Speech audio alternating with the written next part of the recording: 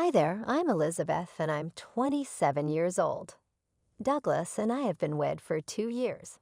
Although we are not yet parents, the sudden death of Douglas's father, Keith, changed our lives drastically.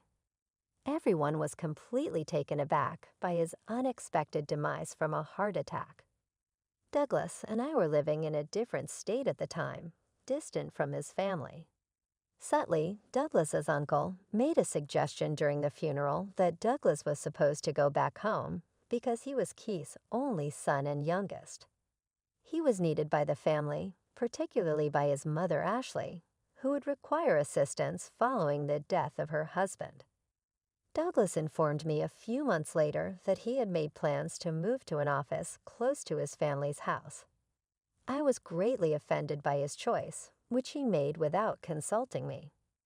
I believed that such a significant shift in our lives ought to have been decided upon jointly. Douglas apologized and acknowledged that he had anticipated my opposition to the proposal when I voiced my anger. He clarified that he believed it would be best to move closer in order to support his mother.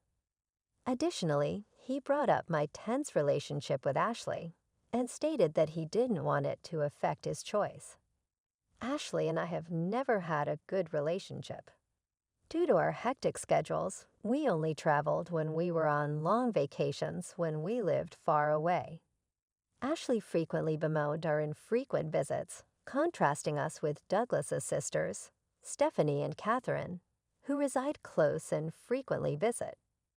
Douglas consistently stood up for us, claiming that regular visits were challenging due to our distance and employment obligations. But Ashley's biggest grievance with me has always been that we don't yet have kids. She freely asked why we hadn't started a family during a summer visit, concentrating on if I could even conceive. For me, it was a really embarrassing time. In spite of everything, I chose to move in with Douglas. I assumed I could get by since we wouldn't be spending all of our time at his mother's house. Ashley seems really pleased with my choice, which surprised me. She even asked me to tea a few weeks after we moved. I grudgingly decided to go because this was the first time she had tried so hard. Ashley and Stephanie were waiting to welcome me when I got to Ashley's house. "Elizabeth, it's been so long," Stephanie stated in a mocking tone. "Since you moved here, why haven't you come?" I already felt bad about coming. "I was so happy when you decided to move closer, but it seems I was wrong," Ashley replied, sounding almost joyous. "I take it you don't like me." I was surprised by what she said. This move was obviously going to be more complicated than I had anticipated. The stress I had previously experienced had only gotten worse, and I became aware that there might be difficulties ahead in this new phase of our life that I wasn't entirely ready for. I considered confirming Ashley's suspicion to see how she would respond, but I changed my mind. Rather, I said, "I don't think you're bad. I've simply been feeling ill as a result of acclimating to the new surroundings." That was partially true. Douglas hadn't even informed me of this visit, and I had been sleeping a lot at home due to fatigue. Why had I come here to listen to their critical comments?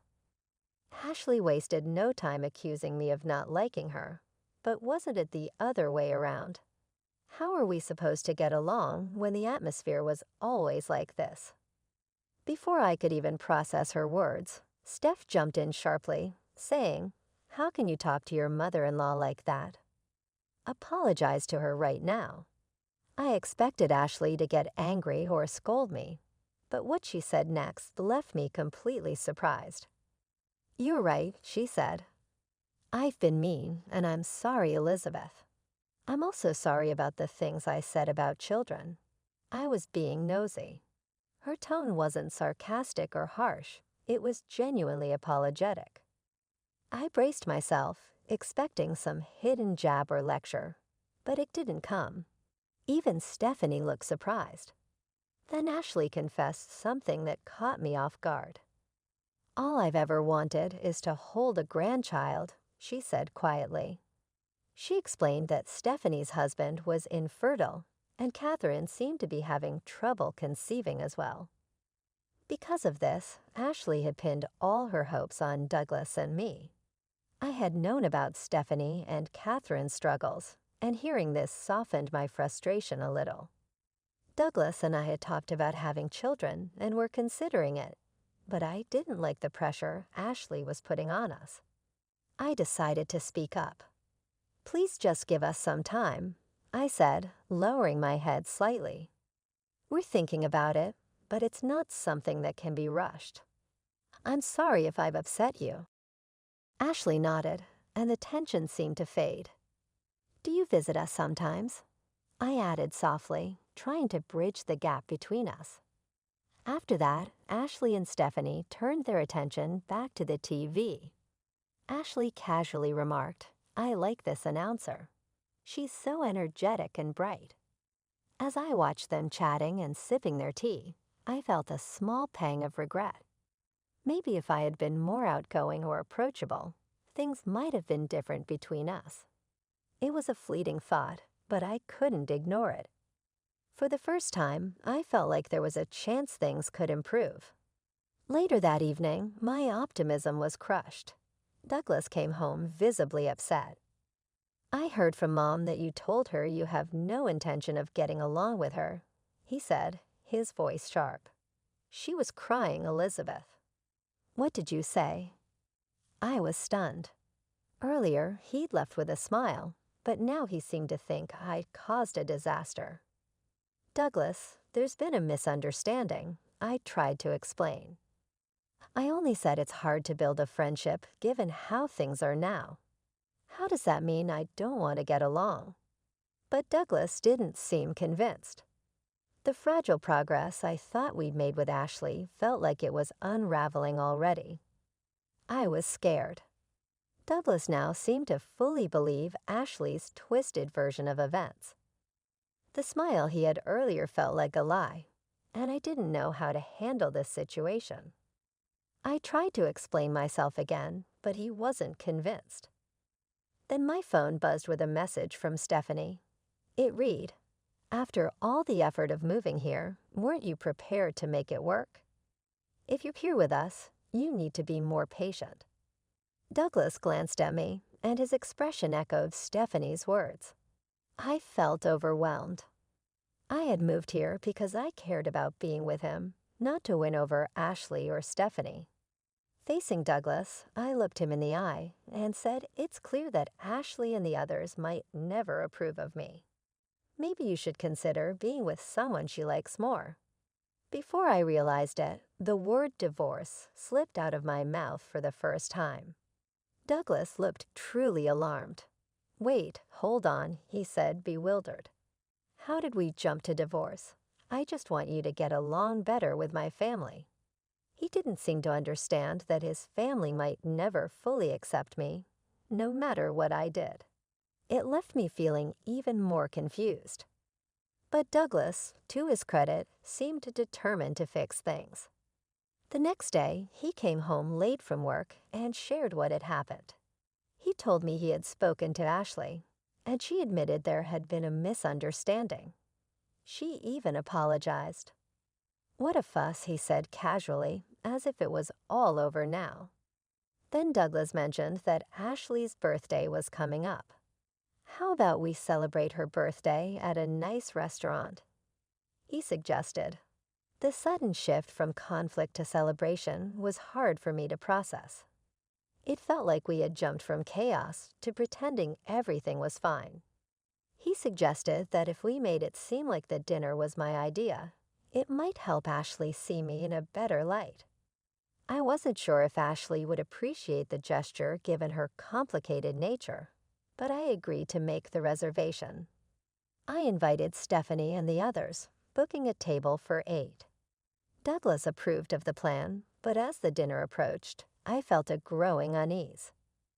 Douglas had been distant lately. His responses to me were short and indifferent, making me feel isolated.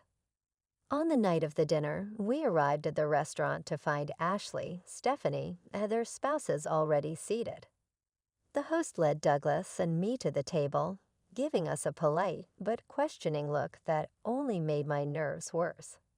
"Happy birthday, Ashley," I said, trying to sound cheerful, but deep down, I wondered if this dinner was really going to improve anything, or if it was just another way for me to feel out of place. I greeted Ashley cheerfully, hoping to ease some of the tension and bridge the gap between us. However, she didn't even acknowledge me.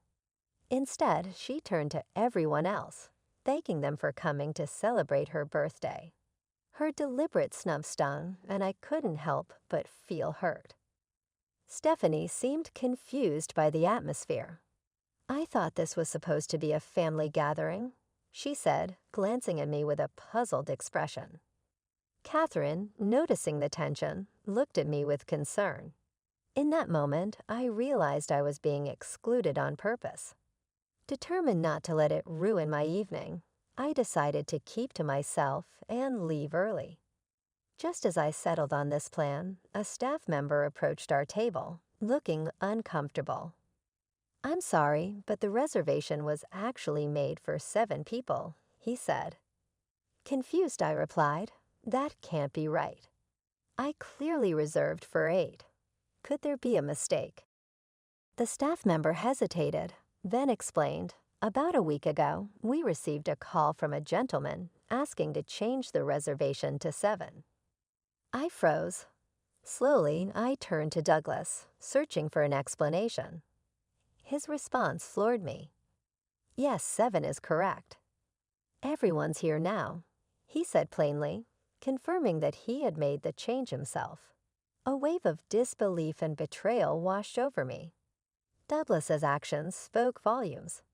Despite his earlier promises to mend things, his efforts to smooth family tensions had been shallow at best. I felt manipulated and deeply hurt, realizing he had orchestrated this behind my back. Before I could process everything, Douglas turned to me with an accusatory glare. "I heard from Mom that you've been undermining our family," he began, his voice sharp. "She said you've been telling people I don't earn enough and that I'm insensitive. You had a lot to say, didn't you?" His words hit me like a punch in the gut. I was stunned. It turned out that a week ago, when Douglas had contacted Ashley about the dinner, she had filled his head with lies. Blinded by anger and believing her, he had called the restaurant, pretended to be me, and changed the reservation to 7. The staff, recognizing the family name, hadn't questioned the change. I couldn't believe Douglas had been so easily manipulated. The realization that he had sided with Ashley without even asking me for the truth was deeply unsettling. In that moment, I questioned why I was even there. I confronted Douglas, demanding that he apologize to everyone at the table and reflect on his actions. But instead of apologizing, he did something unexpected. He insisted that his actions were justified. "I just wanted to make sure things went smoothly," he said, as if that excused everything. His refusal to take responsibility made it clear that the distance between us wasn't just physical, it was emotional. I didn't know how or if it could be repaired. I thought about apologizing to my in-laws just to keep the peace, but deep down I knew I couldn't do it. I hadn't done anything wrong, and I refused to admit to things I never said. Besides, what was the point of a marriage where my husband believed his mother over me? Tears of frustration filled my eyes as I questioned why I had even followed Douglas here. Seeing my distress, Douglas began to panic, but it was too late. The damage had already been done. Ashley, watching everything unfold, had a smug smile on her face, clearly satisfied that her plan was working. Her manipulations had succeeded in driving a wedge between us. I looked at Douglas coldly and said, "Next time, marry someone younger and more obedient. Maybe then you'll have children and be happier." Ashley's response was swift and cutting. "Elizabeth, why don't you just go back to your parents' house? A daughter-in-law is always an outsider. I can't see you as family.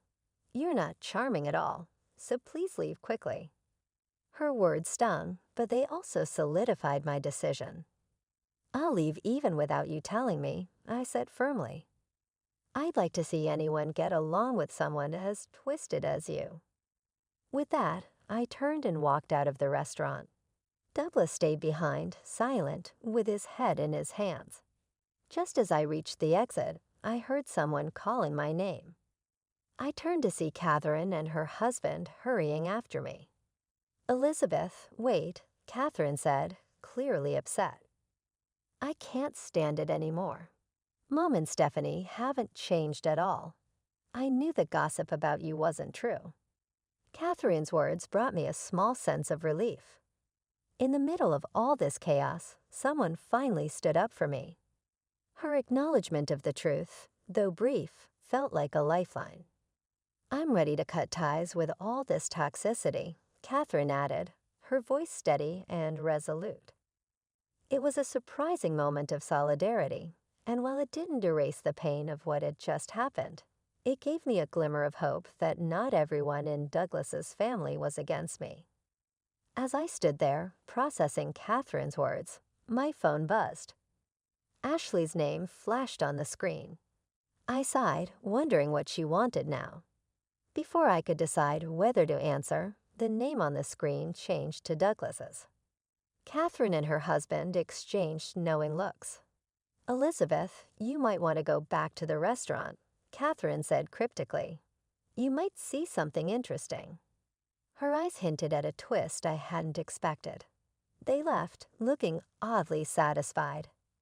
But I hesitated. Curiosity battled with my need to stay far away from the drama.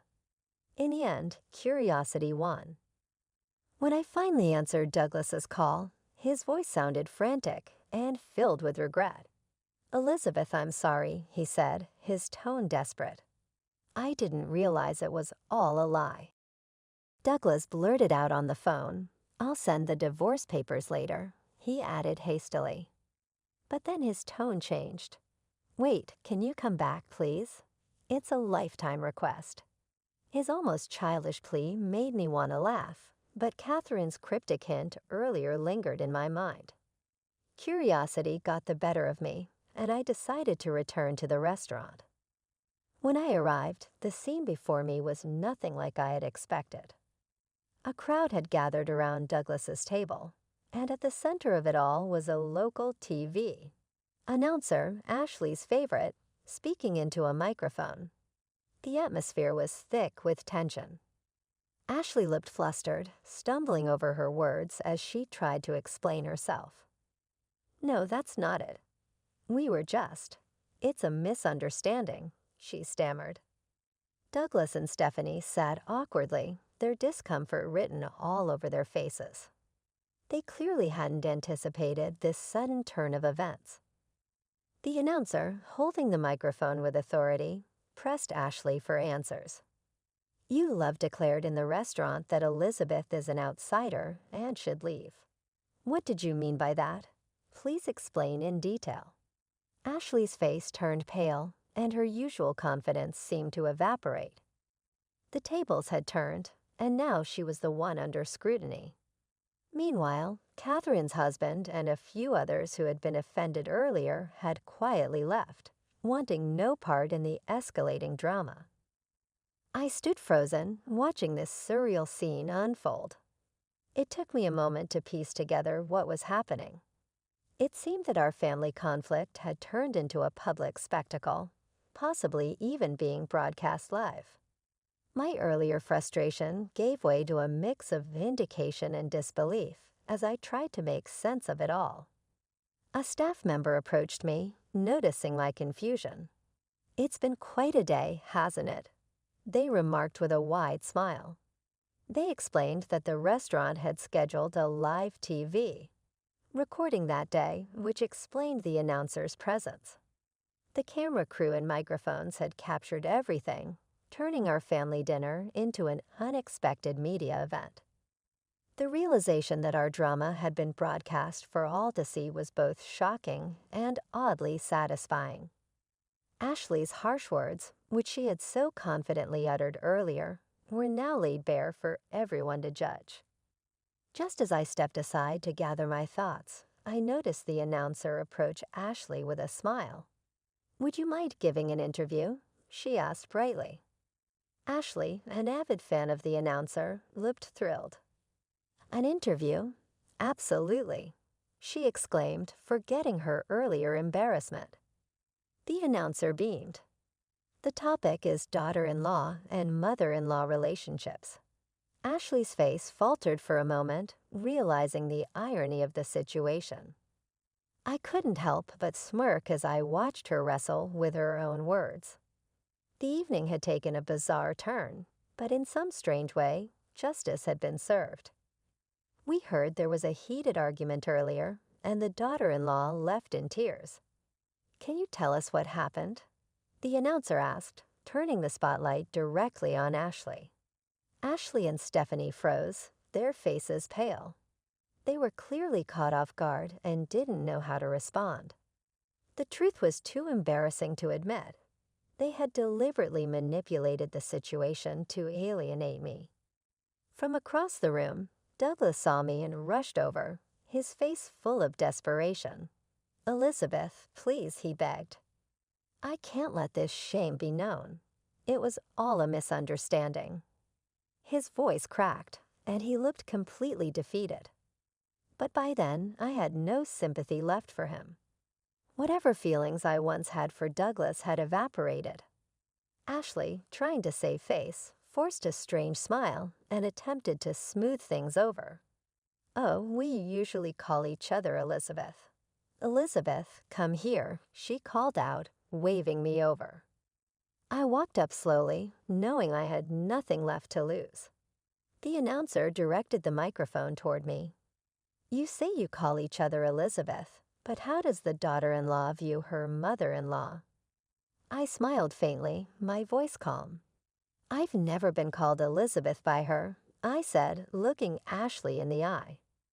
"What I've been called, though, is unpatriotic, because I haven't had children yet." Ashley has made it clear she thinks that's reason enough for a divorce. The crowd murmured and Ashley's smile faltered. I continued, my tone steady. "The truth is, Douglas and I haven't felt ready or confident enough to start a family. We haven't even tried in over 2 years, but that's never stopped Ashley from criticizing me." I paused, then added, "When I first fell ill and had to take a leave from work, Douglas was supportive. I appreciated that and decided to follow him here, thinking a change of environment might help me recover. But this is the result." I gestured to the scene around us. By then, I felt no sadness, only detachment as I spoke. I noticed Ashley and Stephanie's expressions. They looked utterly humiliated, their earlier confidence replaced with embarrassment. For the first time all day, I felt a small sense of satisfaction. The announcer, sensing the weight of my words, didn't interrupt. As I glanced at the cameras, I realized this might be broadcast nationwide. Watching Ashley squirm under the scrutiny, I couldn't help but smile. "Well," I said, turning back to Ashley, "since the daughter-in-law is considered an outsider, I guess I should leave. Goodbye." I walked out of the restaurant, ignoring the shouts and commotion behind me. The day had been long, chaotic, and emotionally draining, but as I stepped outside, I felt an unexpected sense of freedom. For the first time, I didn't feel weighed down by the drama. I felt lighter, as though I had finally let go of the toxic environment I had tried so hard to endure. And with that, I kept walking, savoring the release of leaving it all behind. I felt a mix of relief and satisfaction after everything that had happened. Even though Ashley and her family managed to prevent the footage from being broadcast, the incident had already caused quite a stir in our local community. The story spread quickly among relatives and acquaintances, becoming the center of gossip and speculation. After the drama, I returned to my room, packed my belongings, and moved back to my parents' house. I sent Douglas the divorce papers, but he took his time responding. Frustrated by the delay, I started considering hiring a lawyer to finalize things. One day, I was shocked to see Douglas at my parents' house. Gerald, my father, who is often cool under pressure, took a hard stance. Douglas expressed his profound regret, stated that he wished to break off contact with his family, and pledged to fully trust me going forward. But I thought his remarks were meaningless. It came too late and too little. Gerald didn't hold back, clearly disturbed by the hurt Douglas had caused me over the years.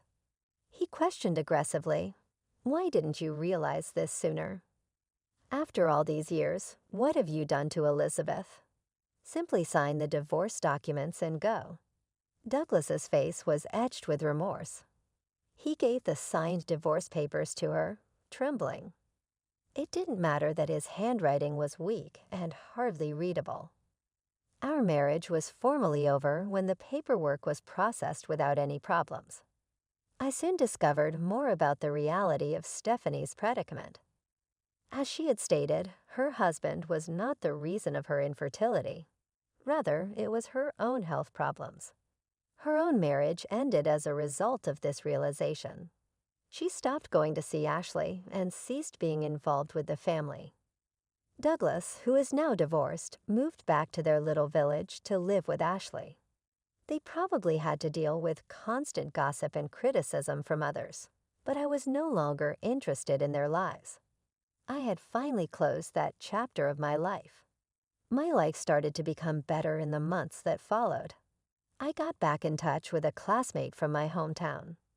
We fell in love right away and were married. In contrast to my previous marriage, this one was characterized by understanding and joy. Our lovely daughter, who is now a year old, was born shortly after. I'm expecting our second child right now, which will only make us happier. Ashley and my new mother-in-law couldn't be more different. She is considerate, encouraging, and shows me true affection and respect. She has truly been a blessing in my life, providing the love and affection I never imagined I would find in a family. Despite the unpredictability of life, I feel content and loved right now. I am incredibly thankful for this new phase of my life, which has given me the support and happiness I once believed were unattainable. Hey, how much assets does your dad have?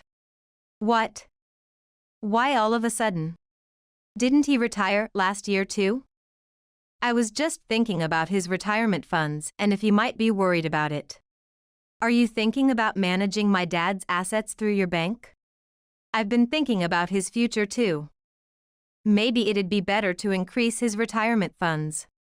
Our bank offers various services like investment trusts and foreign currency deposits. Even if you say that, I don't really know much about it. Your father worked for a big corporation, and he must have received a decent retirement bonus. Plus, that house and land, they must be worth quite a lot. Jason said, his eyes sparkling. Seeing that look on his face made me feel like he was more interested in getting his hands on the assets rather than genuinely increasing my father's wealth. I am Sandra Parker, a 35-year-old part-time homemaker with no children yet. I am too busy with work to even think about children, but being 35, I have thought about taking it seriously. Hey, this is amazing. What?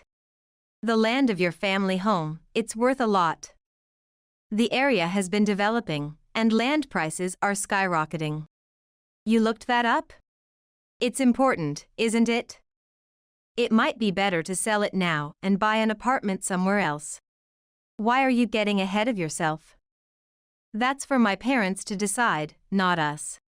If you suggest it, your father and mother might get interested. My family home belongs to my father and mother, whatever it's worth, it's none of our business. Plus, it's the house I grew up in and have many memories and attachments to. It's very reassuring to know that such a family home exists. There's no way I would talk to my parents about selling it and moving somewhere else. Of course, if they decide to sell it and want to live somewhere else, I'd be a little sad but wouldn't oppose it. In fact, I don't think I'm in a position to either oppose or support it. Moreover, the money from the sale would belong to my parents, and we have no right to it. I don't understand why my husband can't see that. Recently, I'm frankly fed up with my husband who keeps talking about such things. Perhaps his sales performance has been dropping, and he's desperately eyeing my family's assets. My husband works in the sales department of a major bank. My in-laws run a small dried goods store in a rural area. They are not bad people, but they are somewhat proud that their only son is an elite banker. It's lucky for you to marry an elite banker like my son. I was told when we went to greet them prior to the wedding, but I just smiled and nodded. My husband hated country life and moved to the city to attend university.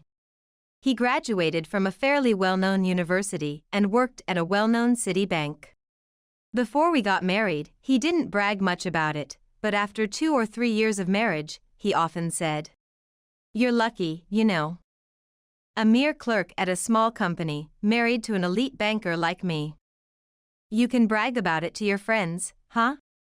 Even if my husband is very capable and indeed an elite, boasting to friends about it would just be showing off.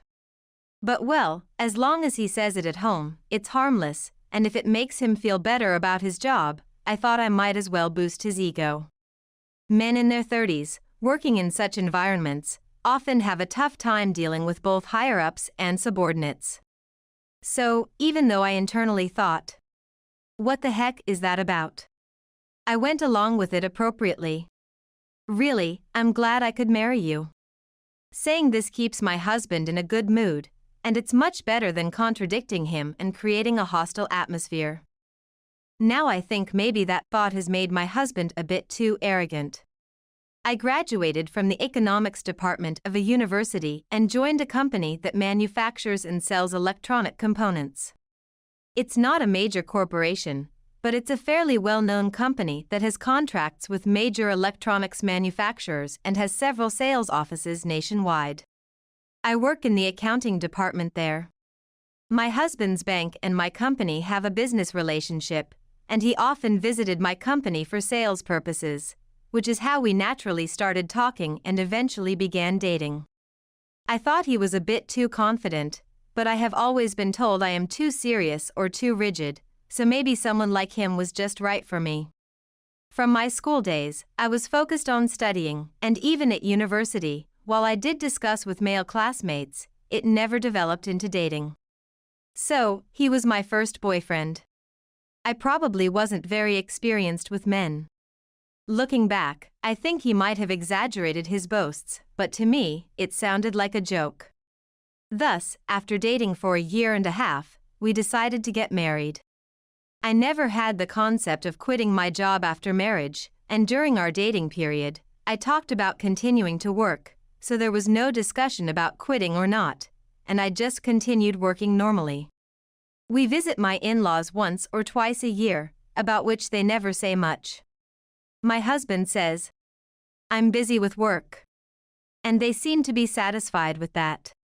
It can't be helped, he's an elite banker. My mother-in-law says, "Actually, I've been getting busier too, so it's helpful for me." Then, 7 years into our marriage, my mother unusually called me at work one day. The moment the phone rang, I had a bad feeling, a premonition. "Hello, Sandra. My husband has. My father passed away suddenly." It was truly unexpected. That day, my parents had gone shopping together in the morning, had lunch outside, and returned home. My father said he felt sleepy and would take a nap in the bedroom. It was unusual for him to say that, so it felt odd, but my mother was busy with household chores. About 2 hours later, thinking of having dessert together, she went to the bedroom to wake him up, but found him lifeless. She called an ambulance immediately, but the paramedics said he was already breathless at the scene. Despite efforts at the hospital, his consciousness did not return, and they declared him deceased. Yet, my mother managed the funeral arrangements efficiently, contacting father's friends and colleagues from the company he had worked at until the previous year. She was so busy that it worried me. But perhaps she needed to stay active to keep her composure. If only I had gone to the bedroom sooner, why didn't I find his unusual behavior suspicious? These regrets were swirling in my mother's heart, I could tell. Watching her go through this, and the sudden loss of my father, was unbearably painful. Still, we managed to get through my father's funeral smoothly. But the real sorrow would come later. Especially for my mother, I worried if she would be all right. My parents had always seemed like such a loving couple, enviable even from a daughter's perspective. Busy times might distract her, but once things settled down after the funeral, the sorrow would surely overwhelm her. At the time, I too had work responsibilities I couldn't leave for long. Then my aunt, my father's sister, said she would stay with my mother, so I asked her to. My aunt and mother had been close since high school and got along very well. My aunt is a straightforward and caring person, and my mother often relied on her. I left things in my aunt's hands and stepped back. The day after the funeral, my husband said something outrageous. "Now that your father has passed, that means we can sell that house, right?" "Huh? What are you talking about?" "Well, you're inheriting it, right? It's yours, isn't it? My mother is still there. It's not just me to inherit. That house is too big for just your mother. Just sell it and put her in a nursing home or something. She'll make friends there and won't be lonely. Don't say stupid things. How can she even think about that now? My father's funeral was just yesterday." "What, you can't mean?" "What? You're not thinking of renouncing the inheritance, are you?" "What if I am?" "I haven't thought about that yet, but I think it might be okay. My mother has been busy and looks very worn out. Does this person not realize it's not the time for such discussions? No way. I won't allow that. Listen, I'm going to be clear about this." "What are you talking about?" "Your father's estate is mine. If you don't like it, let's divorce," Jason said with a smug look. What is with this overconfident face? How can he confidently say that the inheritance I receive is his? I don't understand at all. Moreover, suggesting divorce as if I would hand everything over to him if I wanted to avoid it. Where does this confidence, or rather this arrogance, come from? Basically, the property a wife inherits from her parents doesn't become her husband's property. Even a bank employee should understand that much. I have no idea what you're talking about. Can you please stop saying such nonsense? Do you think I'm not serious? Serious or not, my father's estate has nothing to do with you, I said, and Jason stormed out. Maybe he was angry because things didn't go his way, but I don't care anymore. To say such a thing so casually, bragging about being an elite is on a whole different level. At such a time, I can't imagine continuing to live with someone who says such inconsiderate things. As I was pondering what to do, about 20 minutes later, Jason came back and put a divorce paper in front of me, already signed by him. Perhaps he went to get it just now. He must think he doesn't need a wife who won't do as he wishes. Well, that makes things quicker. See? Now you understand I'm serious. Yeah, I got it. Well, that's straightforward. You should have been like this from the start. Jason nodded with satisfaction at my response and went into another room. He was strangely smirking that night, and I briefly wondered if he was thinking about something different than I was, but I didn't touch on that topic and just let the evening pass. The next day, when Jason went to work, I quickly packed my personal belongings and went back to my parents' house. I explained the situation to my mother and aunt, and submitted it immediately, then headed to the bank where Jason worked. Usually out for sales, Jason was unusually inside the bank that day. Well, that was convenient. When he saw my face, he smirked. I acted as if nothing was wrong and went to the counter, smiling brightly. I'd like to cancel all the accounts our company has with your bank. What? Since Jason was watching, I made sure he could hear it too. He panicked and rushed over to me. Hey, what are you saying? Don't joke around, this is my workplace. You're not making any sense. I know what I'm doing. We're getting a divorce, so I thought I'd withdraw all the accounts. What? Probably, he was not expecting that answer. He must have been absolutely sure I would never go through with a divorce. From my point of view, I wonder if there's any woman who wouldn't divorce after being told such things. Between the divorce and canceling the accounts, Jason was probably panicking by now. What do you mean, we're getting a divorce? Well, you said it. If I didn't like handing over my father's estate, we should get divorced. So I didn't like it, and I just filed those divorce papers. Wait, that was a joke, right? No one actually files for divorce over something like that. Jason, you signed the divorce papers yourself and shoved them at me. Jason looked dumbfounded for a moment. What is there to be confused about? He handed me the divorce papers himself. What did he think, that I wouldn't actually file them? Did he think I was just a woman who would do whatever he said, seriously underestimating me? Although I was listening to his bragging and casually praising him, maybe he thought I was seriously praising him. No way, I was just reading the script, so he should be able to tell that there was no real emotion in it. Why? I don't get it at all? Well, obviously it's divorce then. Huh? Seriously? Divorce and account cancellation? Why? Who would stay married and hand over the parents' estate to the husband?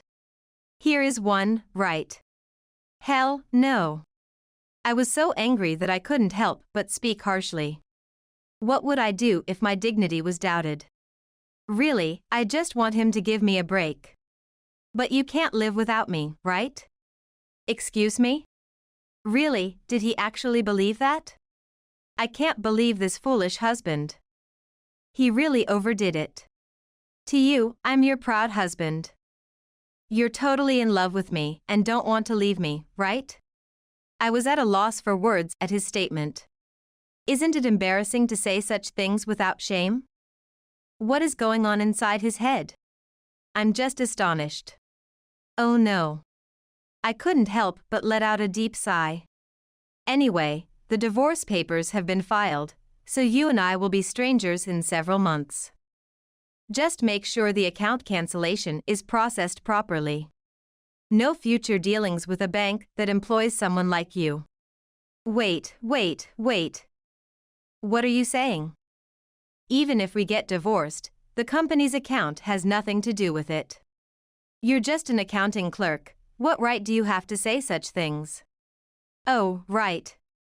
I hadn't mentioned it. I do the accounting, but I just became the president of the company. What? I hadn't told my husband something. The company I worked for was originally started by my mother's father, my grandfather. I joined my grandfather's company with the intention of taking it over from the start. I didn't assume I would naturally take over just because I was the grandchild, and I didn't want others to think so either. That's why I hid the fact that I was the granddaughter and just got a job and worked hard like everyone else. I kept it hidden partly because there was another reason why I hadn't told my husband about it. My grandparents had divorced when my mother was a child. My mother was raised by my grandmother. The reason for their divorce was that my grandfather, who had just started the company, was always busy and irritable, often taking it out on my grandmother. Eventually, their feelings drifted apart, leading to divorce. For my mother, the memories of my grandfather were always of him yelling, a frightening presence, so she rarely wanted to see him. Hearing this, I became a bit curious about what kind of person he was, and I decided to meet him when I entered high school. My first impression of my grandfather was completely different from what I had heard. He seemed very calm. He appeared strict yet kind. It seemed he had long regretted being too absorbed in his work and neglecting his family. Since the family had fallen apart because of him, he couldn't bring himself to contact us, and he was very happy when I visited him. I often heard stories about managing the company from my grandfather, which gradually sparked my interest in business management. After graduating from university, I joined my grandfather's company without hesitation, and my mother didn't object. At my wedding, my grandfather and my mother reunited, holding hands and crying. When I joined the company, my grandfather was already 72 years old and had stepped down as president to become the chairman, with the managing director who had supported him taking over as president. However, that president fell ill 3 years ago. Fortunately, it wasn't serious, but since then, I had been supporting, or rather being supported by, the president while doing accounting and becoming involved in running the company. And just last month, I became the president. My father was very happy about it. I hadn't made it public yet because I wanted to wait until all the internal transitions were complete. Wait a minute. You're the president? I'm hearing this for the first time. Are you kidding? It's true, well, although it's just a medium-sized company with an annual turnover of about $100 million, as you always say. You're the president and the chairman's granddaughter? Why didn't you say that earlier? That changes everything. What changes? Then, even if you don't inherit your father's estate, I won't divorce you. What kind of reasoning is that? Doesn't he listen to people at all? I already said I had filed for divorce, which means we would be divorced in several months. How can he not understand that, and yet he calls himself an elite banker? That reminded me again of what my grandfather had said. Men often lose their drive or become servile when they think their wives have money. It's best not to tell your husband about you becoming president until it becomes publicly undeniable. Just as I was reflecting on this, the branch manager came over looking pale. Excuse me. I hear that you are thinking about canceling all your accounts here. It seemed that a bank employee who had overheard our conversation had informed the branch manager. I'm sorry for the disturbance. Please proceed with the account cancellation process. For more details, please ask Mr. Parker here. Jason. What on earth is going on? Well, this is... There was no point in arguing here, so I left. Well, I had said what I needed to say, and I had plenty of other things to do. I couldn't stay here any longer. Changing banks is quite a hassle, but I couldn't continue dealing with a bank that employs such a man. Plus, I was planning to make various changes in the company, so it felt like a fresh start. As I was walking away... Wait for me. Oh no. Hearing a voice, I turned around to see my husband chasing after me, crying, and then he started apologizing there. I really wish he'd stop. People around us were looking at us as if something was happening. It was quite embarrassing. Stop it, please. Please reconsider the divorce. Without you, I have no standing. Is his status more important than our divorce? I felt like retorting, but I didn't even want to speak to him anymore. I just wanted to get away from this situation. That's none of my business. Please, it's not just about the account cancellation. My elite life is falling apart. I told you, I don't know. I ran away from my still pleading husband. I don't know why I had to run, but being faced with a man crying and apologizing in public was too much for me, given the curious stares. I guess I'm still not very brave. Afterward, my husband tried to contest the divorce, but it didn't go through. The divorce form unmistakably bore my husband's signature, written just the day before. His plea that he hadn't intended to divorce was not accepted. It was good I filed it immediately. If I had waited, there might have been a chance for him to claim he no longer intended to divorce. The bank transition went smoothly, and I publicly announced my presidency. My ex-husband was demoted because of this incident. Apparently, as I suspected, his sales performance had been declining, and he couldn't secure new clients, although he had boasted to others that he was about to land a big contract. He had been completely depending on my parents' assets. After our exchange at the bank, My ex-husband's schemes became widely known, and he was looked down upon at the bank. It's your fault I lost my position. Take responsibility. He made such an absurd phone call, but I ignored it completely. Eventually, he couldn't withstand the cold treatment from those around him and left the bank. Now he is almost living reclusively at his parents' house, and recently my former mother-in-law called complaining. It's embarrassing to the neighbors, I wish he would leave. To which I responded, spoiling him led to such selfishness, didn't it? She was speechless. I haven't heard from her since. I am now fully engaged with my work. I don't have time to deal with my ex-husband. But soon, I'm looking forward to having a meal with my grandfather and mother. That's my greatest joy right now, and I plan to continue devoting myself even more to my work. I never expected my life to unravel over a post-it note. You know those small yellow squares people use for quick reminders? Yeah, one of those was about to turn my world upside down. My name is Jamie, and until last Tuesday, I thought I had it all figured out. Great career, loving husband, and the kind of life that made other people wonder how I managed to keep all the plates spinning. Spoiler alert, I didn't. I just returned from a 3-day business trip to Chicago, dragging my wheeled suitcase through our quiet house at 11 p.m. The lights were off, except for the dim glow of the kitchen under-cabinet lighting we always left on. That's when I saw it, a yellow square stuck to the refrigerator door. Need some time to think. Don't wait up. 8 words. That's all Ethan left me after 12 years together, 5 of them married. I stood there in my wrinkled blazer, still wearing my uncomfortable heels, staring at his handwriting until the letters started to blur. Ethan. I called out anyway, my voice echoing through our empty house. No response, of course. Just the quiet hum of the refrigerator and my own heartbeat pounding in my ears. I pulled out my phone and dialed his number. It rang once, twice, then went straight to voicemail. Hey, it's Ethan. Leave a message. Hey, just got home. Got your note. Call me when you can. I tried to keep my voice casual, like I wasn't standing in our dark kitchen at nearly midnight, talking to his voicemail while my stomach tied itself in knots. I kicked off my heels and walked through the house, flipping on lights as I went. Everything looked normal, almost too normal. His laptop was missing from his usual spot on the coffee table, but otherwise, there were no signs of. What?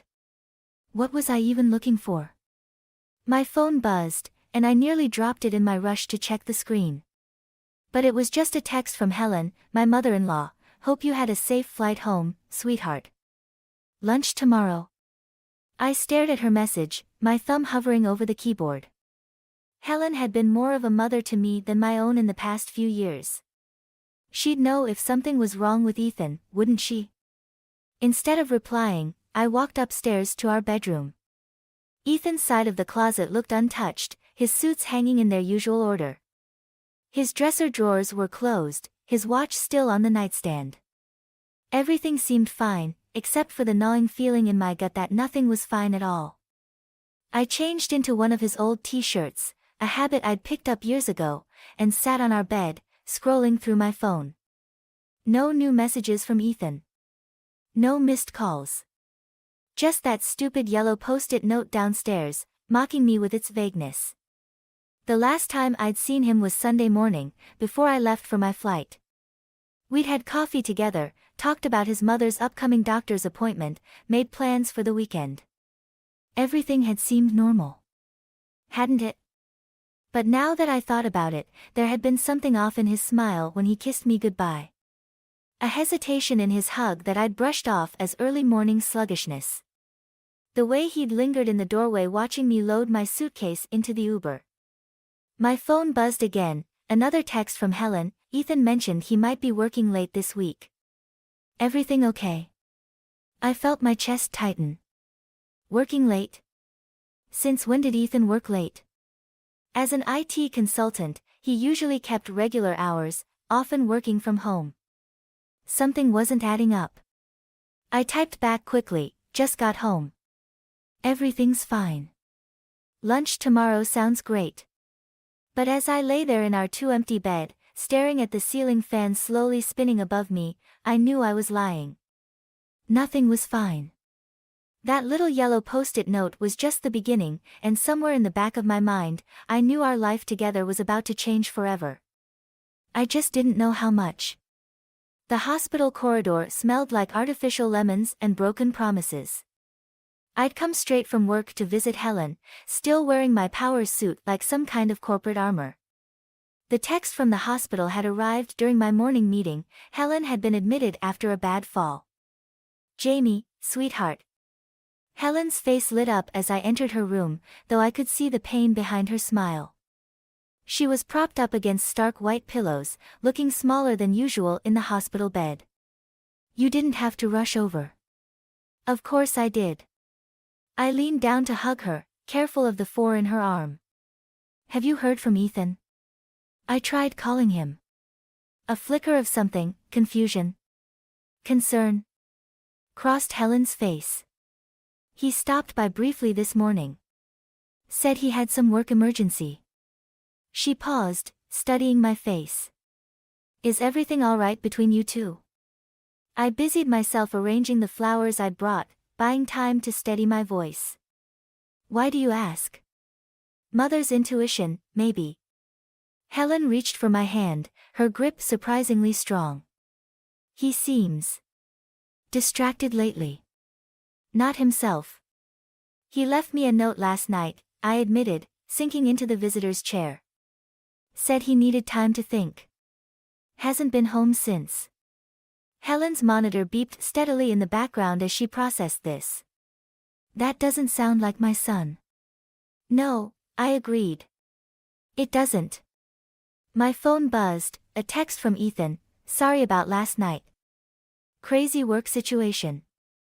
Talk soon. I showed Helen the message. She frowned, her fingers tightening around mine. Jamie, there's something. The door opened, and a nurse walked in with Helen's medication. The moment shattered like glass, whatever Helen had been about to say lost in the routine of vital signs and pill cups. Mrs. Lark, how's your pain level? The nurse asked, checking Helen's chart. Oh, manageable, Helen said, but I saw her wince as she shifted position. Though I wouldn't say no to something stronger. While the nurse adjusted Helen's medication, my phone buzzed again. This time it was Greg. Hey, you guys free for dinner Friday? Megan's making her famous lasagna. I hesitated, thumb hovering over the keyboard. Greg and Megan had been our friends since college, but the thought of pretending everything was normal made my stomach churn. Who's that? Helen asked after the nurse left. Greg. Dinner invitation. Go, Helen insisted. You need to get out, not sit here watching me sleep. Besides. She paused, that same strange look crossing her face. Maybe Ethan will actually show up for that. Before I could respond, my phone rang, work calling. I stepped into the hallway to take it, watching through the window as Helen closed her eyes. Her face tight with pain that had nothing to do with her fall. When I returned, Helen was holding a small photo album I recognized from her bedside table at home. Look what Ethan brought this morning, she said, patting the bed beside her. Come see. I sat on the edge of her bed, and she opened the album. There we were, Ethan and me on our wedding day, both of us laughing at something off camera. I remembered that moment. Greg had tripped over his own feet trying to take the picture. You know what I see when I look at this? Helen asked softly. I see my son looking at you like you're his whole world. Helen. Let me finish. She turned the page.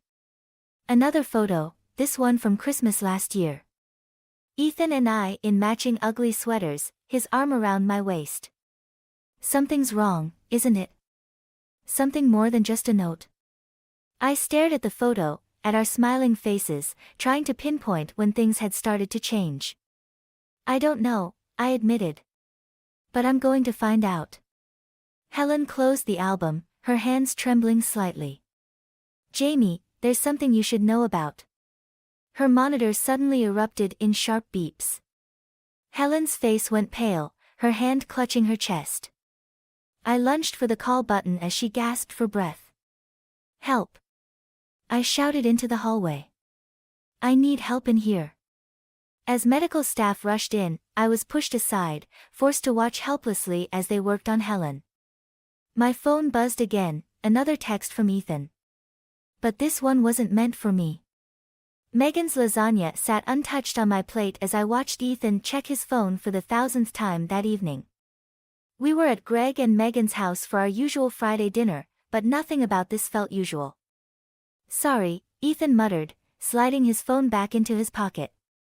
Work stuff. On a Friday night? Greg raised an eyebrow.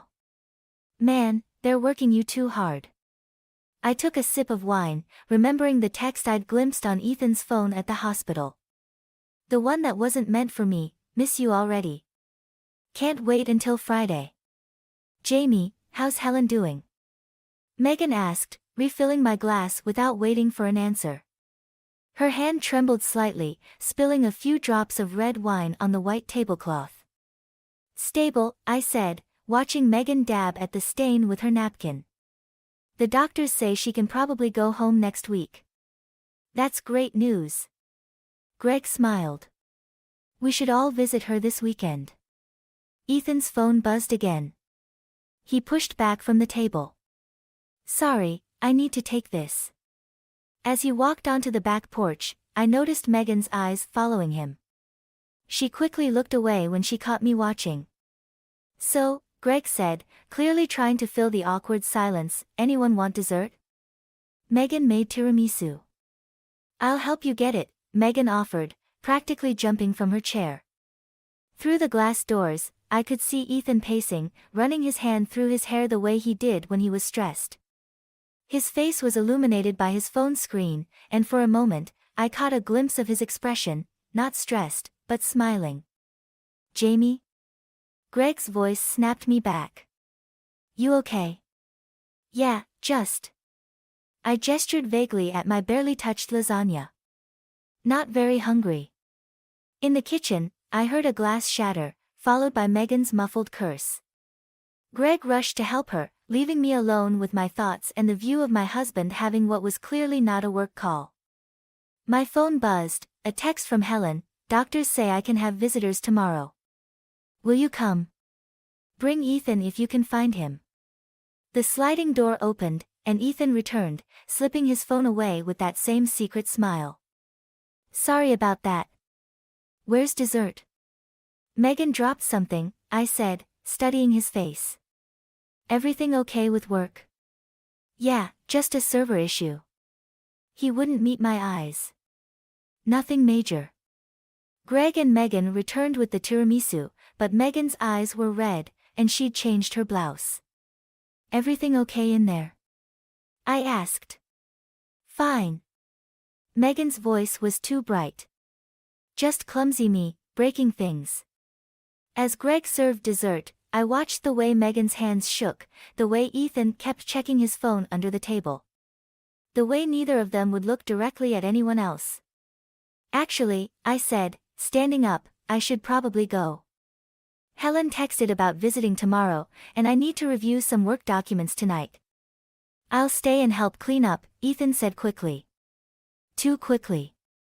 No, I replied, my voice steady despite my racing heart. You should come home. We need to talk. The room went silent. Greg looked between us, confusion clear on his face. Megan suddenly became very interested in her dessert. Can it wait? Ethan asked. I promised Greg I'd help him with his new gaming setup. Did you? I turned to Greg. Did he promise that? Greg shifted uncomfortably. We hadn't really. Right. I grabbed my purse. Thanks for dinner, Megan. The lasagna was delicious. Jamie, wait, Ethan started. No. I cut him off. Either come home now, or don't come home at all. Your choice. I walked out before anyone could respond, but through the front window, I saw Megan grab Ethan's arm, shaking her head slightly. He pulled away, but didn't follow me. In my car, I sat gripping the steering wheel, watching the house. The text from the hospital was still open on my phone. Miss you already. Can't wait until Friday. Friday. Dinner at Greg and Megan's. My hands stopped shaking as a strange calm settled over me. Now I knew. Now I could plan. Helen had tried to warn me, I realized. Before her attack, she'd been about to tell me something. Something about her son, and possibly about the woman I'd thought was my friend. Well, they wanted to play games. Fine.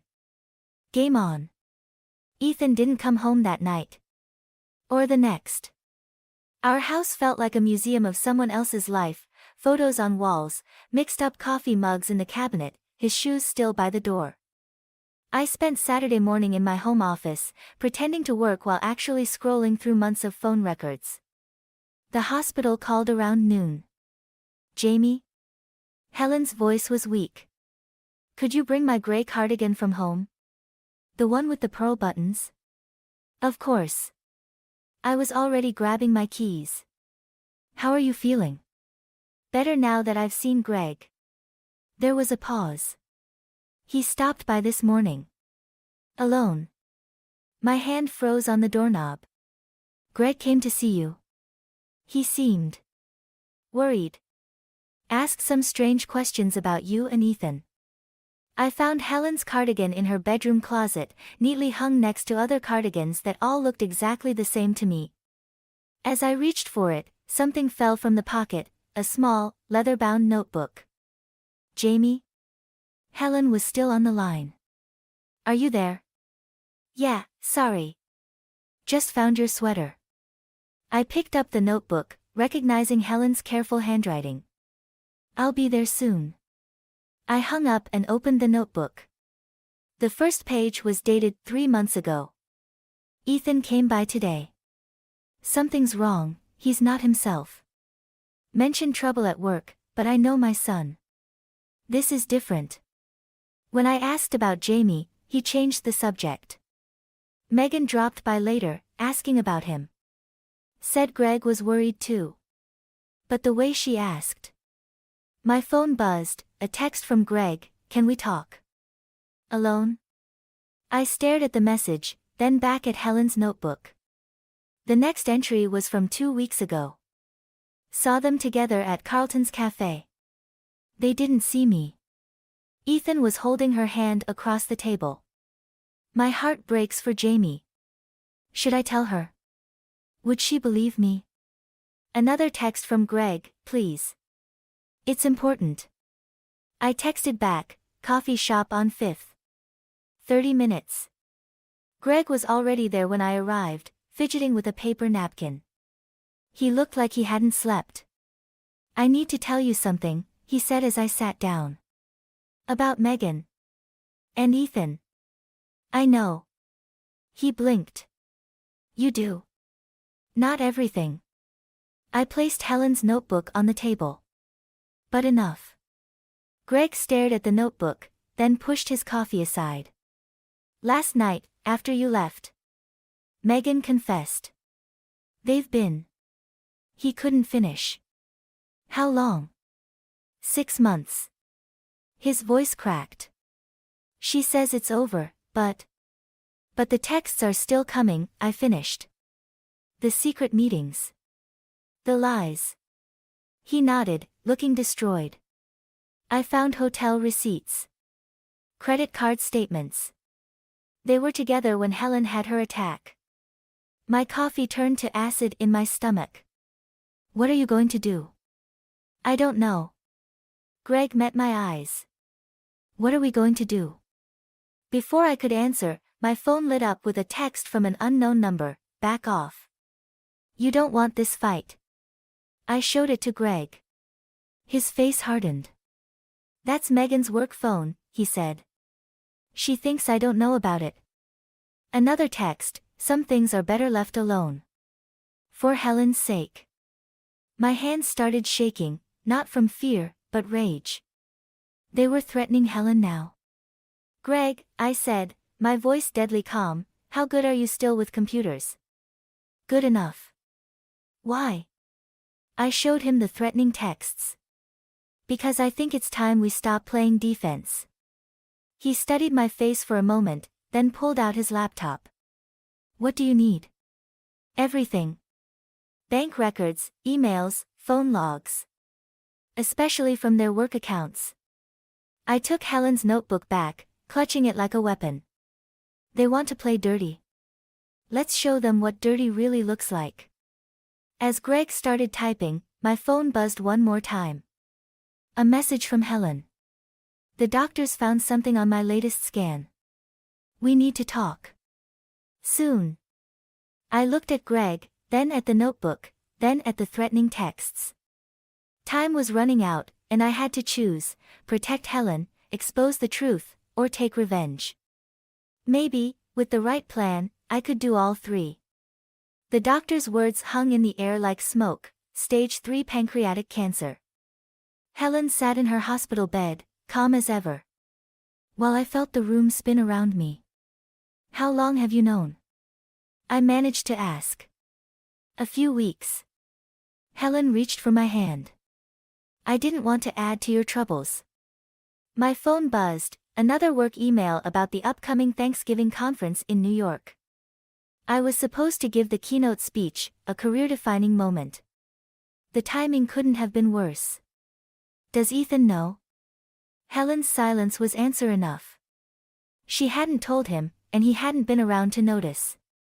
"I'll cancel my trip," I said. "The conference can find another speaker." "Absolutely not." Helen's grip tightened. "I won't have you sacrificing your career. Ethan can take care of me." I almost laughed at that. Ethan, who hadn't been home in days. Ethan, who was too busy with Megan to visit his own mother in the hospital. My phone buzzed again. Greg this time found something in their emails. "You need to see this. Jamie?" Helen's voice pulled me back. "There's something else you should know." Before she could continue, Ethan walked in. He looked surprised to see me, like he'd been hoping to avoid exactly this scenario. "Mom," he said, barely glancing my way. "How are you feeling?" "Like I have cancer," Helen replied dryly. "But you'd know that if you'd been here when the doctors explained everything." Ethan flinched. "I've been busy with work." I finished for him. "Strange, since Greg mentioned your company's been on holiday schedule this week." The tension in the room could have powered a small city. Ethan's phone chimed, that familiar sound that made my stomach turn. "You should get that," I said. "Might be important." Helen watched this exchange with knowing eyes. "Ethan, why don't you get me some water?" Once he left, Helen pulled something from under her pillow, an envelope. "I wrote this weeks ago, when I first suspected everything. Don't open it yet. Wait until after Thanksgiving. Helen. Promise me." Her voice was steel. "And promise you'll go to that conference." "I have my reasons."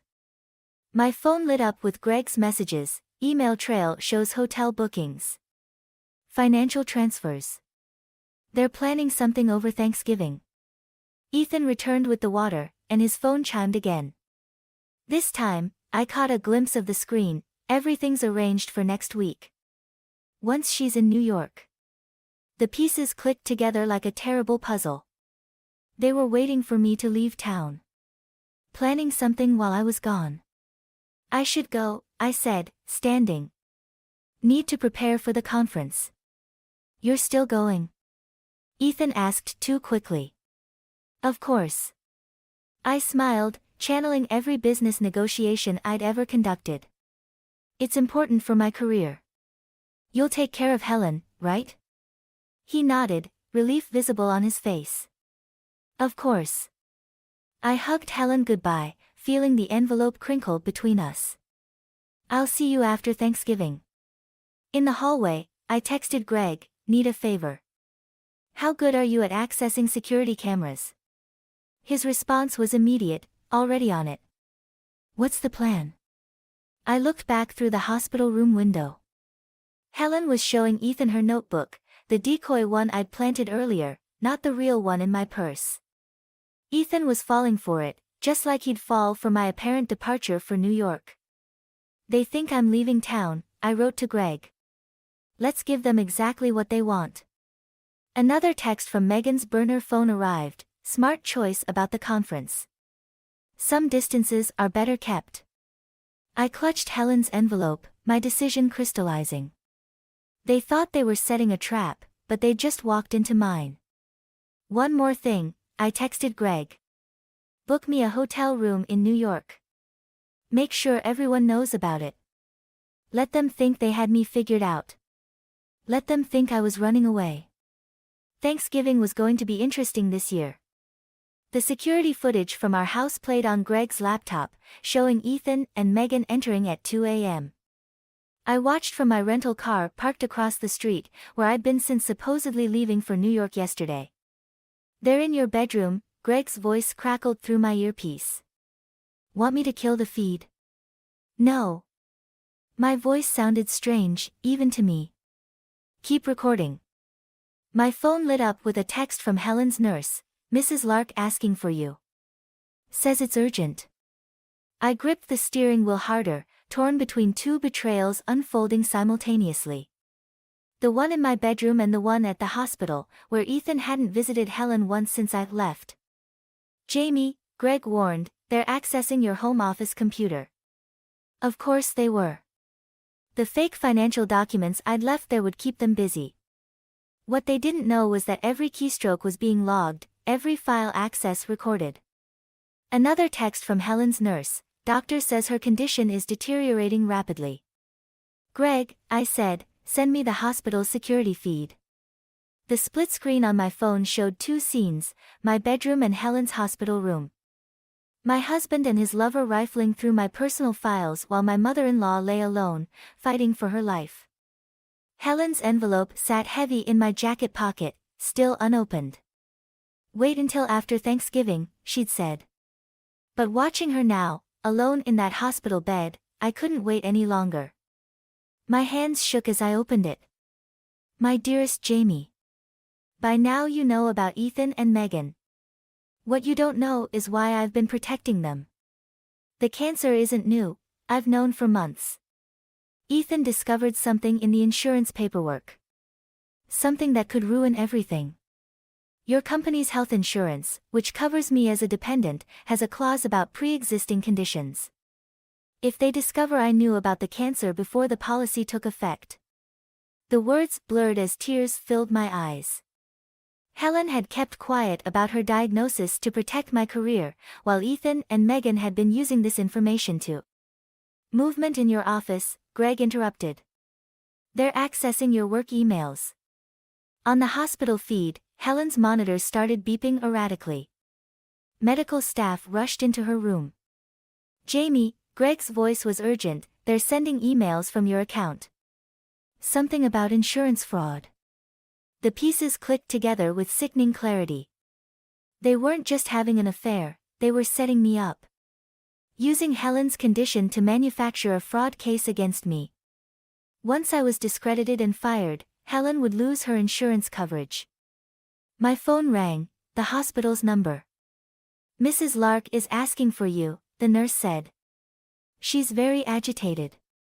The doctor says. In my bedroom, Ethan and Megan were celebrating, champagne in hand. My champagne. My bed. My life. The doctor says she may not make it through the night. I started the car, then stopped. If I went to the hospital, I'd lose the evidence I needed to stop them. If I stayed, I might lose Helen. Greg, I said, send everything to my lawyer. Everything. Already done. But Jamie, there's something else. Something in their emails about Helen's original diagnosis. The hospital feed showed Helen reaching for her phone, her hands shaking. My phone buzzed with her message. I'm sorry, sweetheart. I should have told you sooner. The insurance. It wasn't just about me. Check the dates on Ethan's first email to Megan. The day I got my diagnosis. The day your company announced your promotion. The day everything started falling apart. In my bedroom, Ethan raised his glass in a mock toast, unaware he was being recorded. Unaware that his mother was dying. Unaware that his carefully constructed plan was about to backfire. But as I sat there, watching both screens, I realized I couldn't win this one. Not completely. Whatever I chose, justice or mercy, revenge or protection, I would lose something precious. Helen's monitor flatlined. And I made my choice. I walked into my house exactly 36 minutes after Helen's heart stopped. The champagne bottle still sat empty on my bedroom floor, but Ethan and Megan had moved to the kitchen. I could hear their laughter floating up the stairs as I silently made my way to my office. My laptop was still open, emails drafted and ready to send that would destroy my career. Evidence of insurance fraud carefully constructed to look like I'd known about Helen's condition all along. Their perfect plan. I pressed send on my own email, the one containing every recorded minute of their betrayal, copied to the board of directors, HR, and Greg's lawyer. Then I walked downstairs. You're supposed to be in New York, Ethan said, freezing with a wine glass halfway to his lips. Megan dropped her phone, face draining of color. Helen's dead. My voice didn't shake. She died alone because her son was too busy trying to destroy his wife to visit his dying mother. Ethan's face went through a series of emotions, shock, grief, guilt, before settling on something harder. Jamie, whatever you think you know. I know everything. I pulled out my phone, playing the security footage of them in my office. Every email. Every meeting. Every plan to use Helen's illness to frame me for fraud. Megan stepped forward, hands raised. We can explain. Can you explain this? I played Helen's final voice message, the one she'd recorded just before her heart gave out. Her voice filled the kitchen. I'm sorry, Ethan. I told them everything. About the original diagnosis, about your plan with Megan. About the real insurance fraud, the one you committed 3 years ago. Ethan lunged for my phone, but I was ready. I stepped back, watching his face contort as his mother's confession continued. You used my illness twice, Helen's voice accused. Once to embezzle from your company, hiding the transactions under my medical bills. And now to frame Jamie when she got too close to discovering it. Turn it off, Ethan growled. Why? Afraid to hear how your mother spent her final hours making sure the truth came out. Megan grabbed her purse, heading for the door, but Greg was already there. He'd been waiting outside, and now he blocked the only exit. Going somewhere? He asked his wife.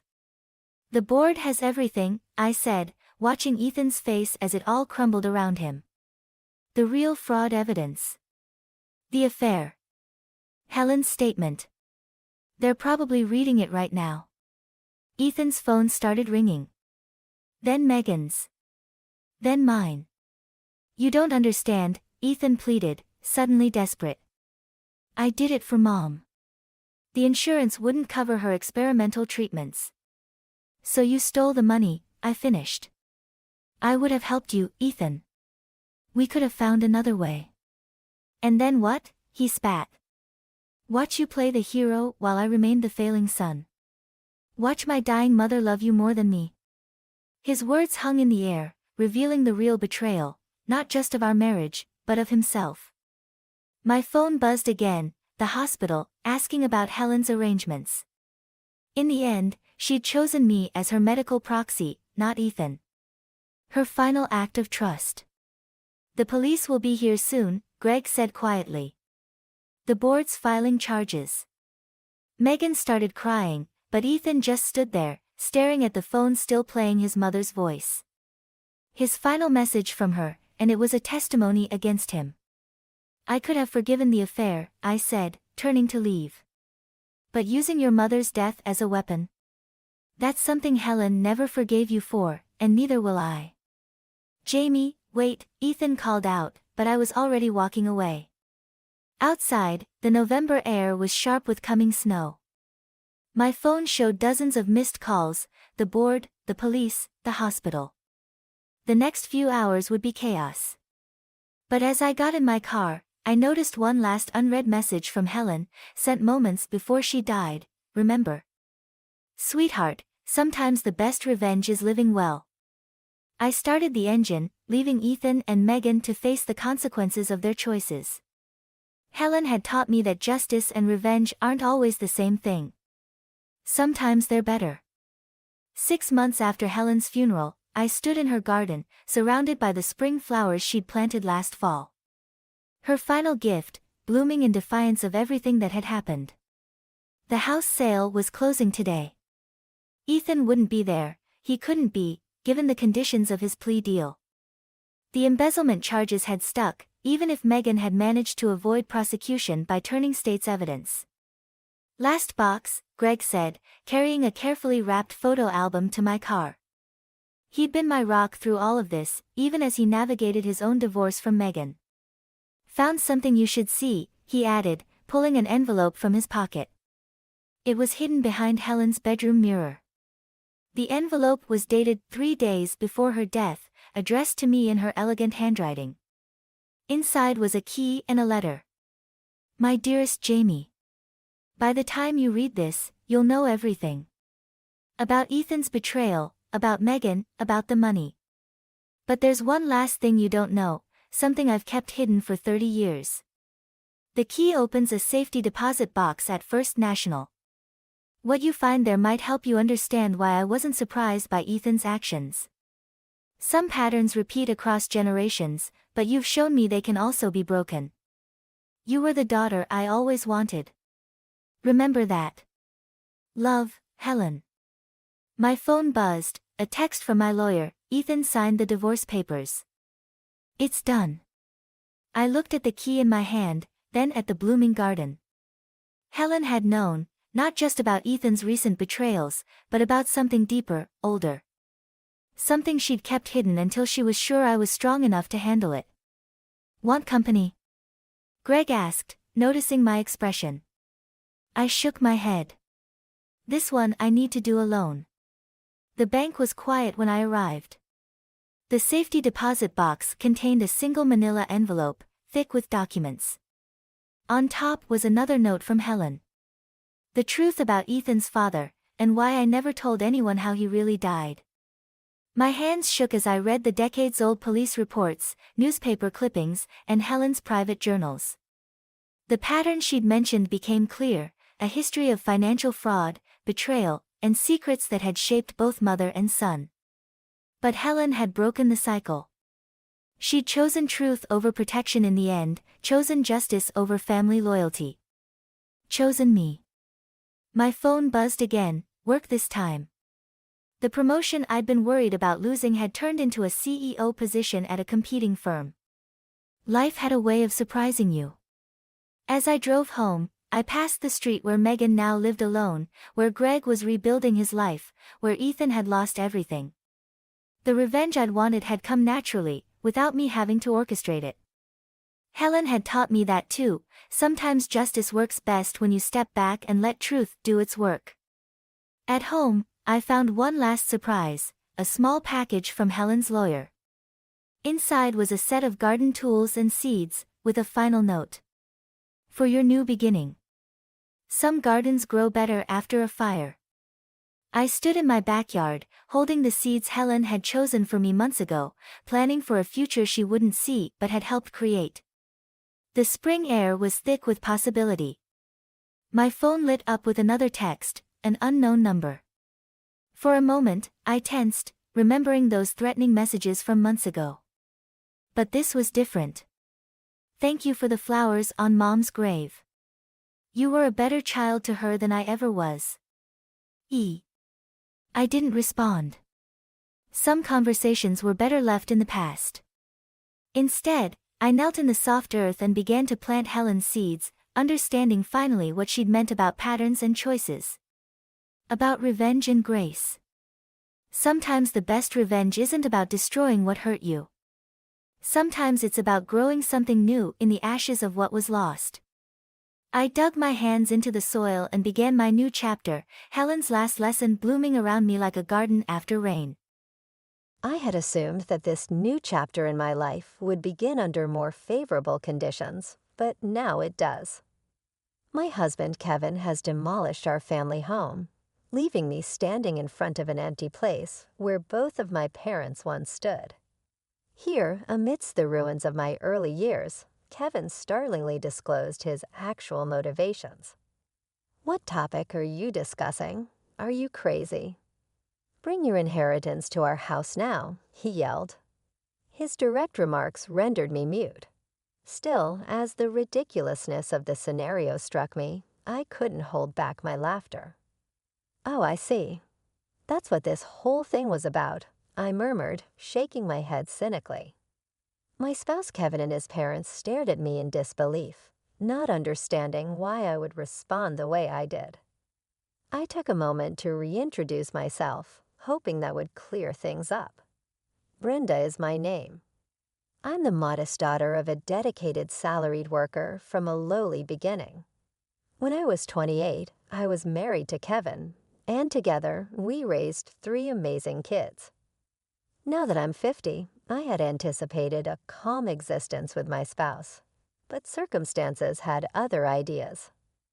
I talked about how difficult it was to care for my sick parents, especially my mother's lengthy battle with cancer. Kevin's support was lacking in spite of the toll it took on me, both emotionally and physically.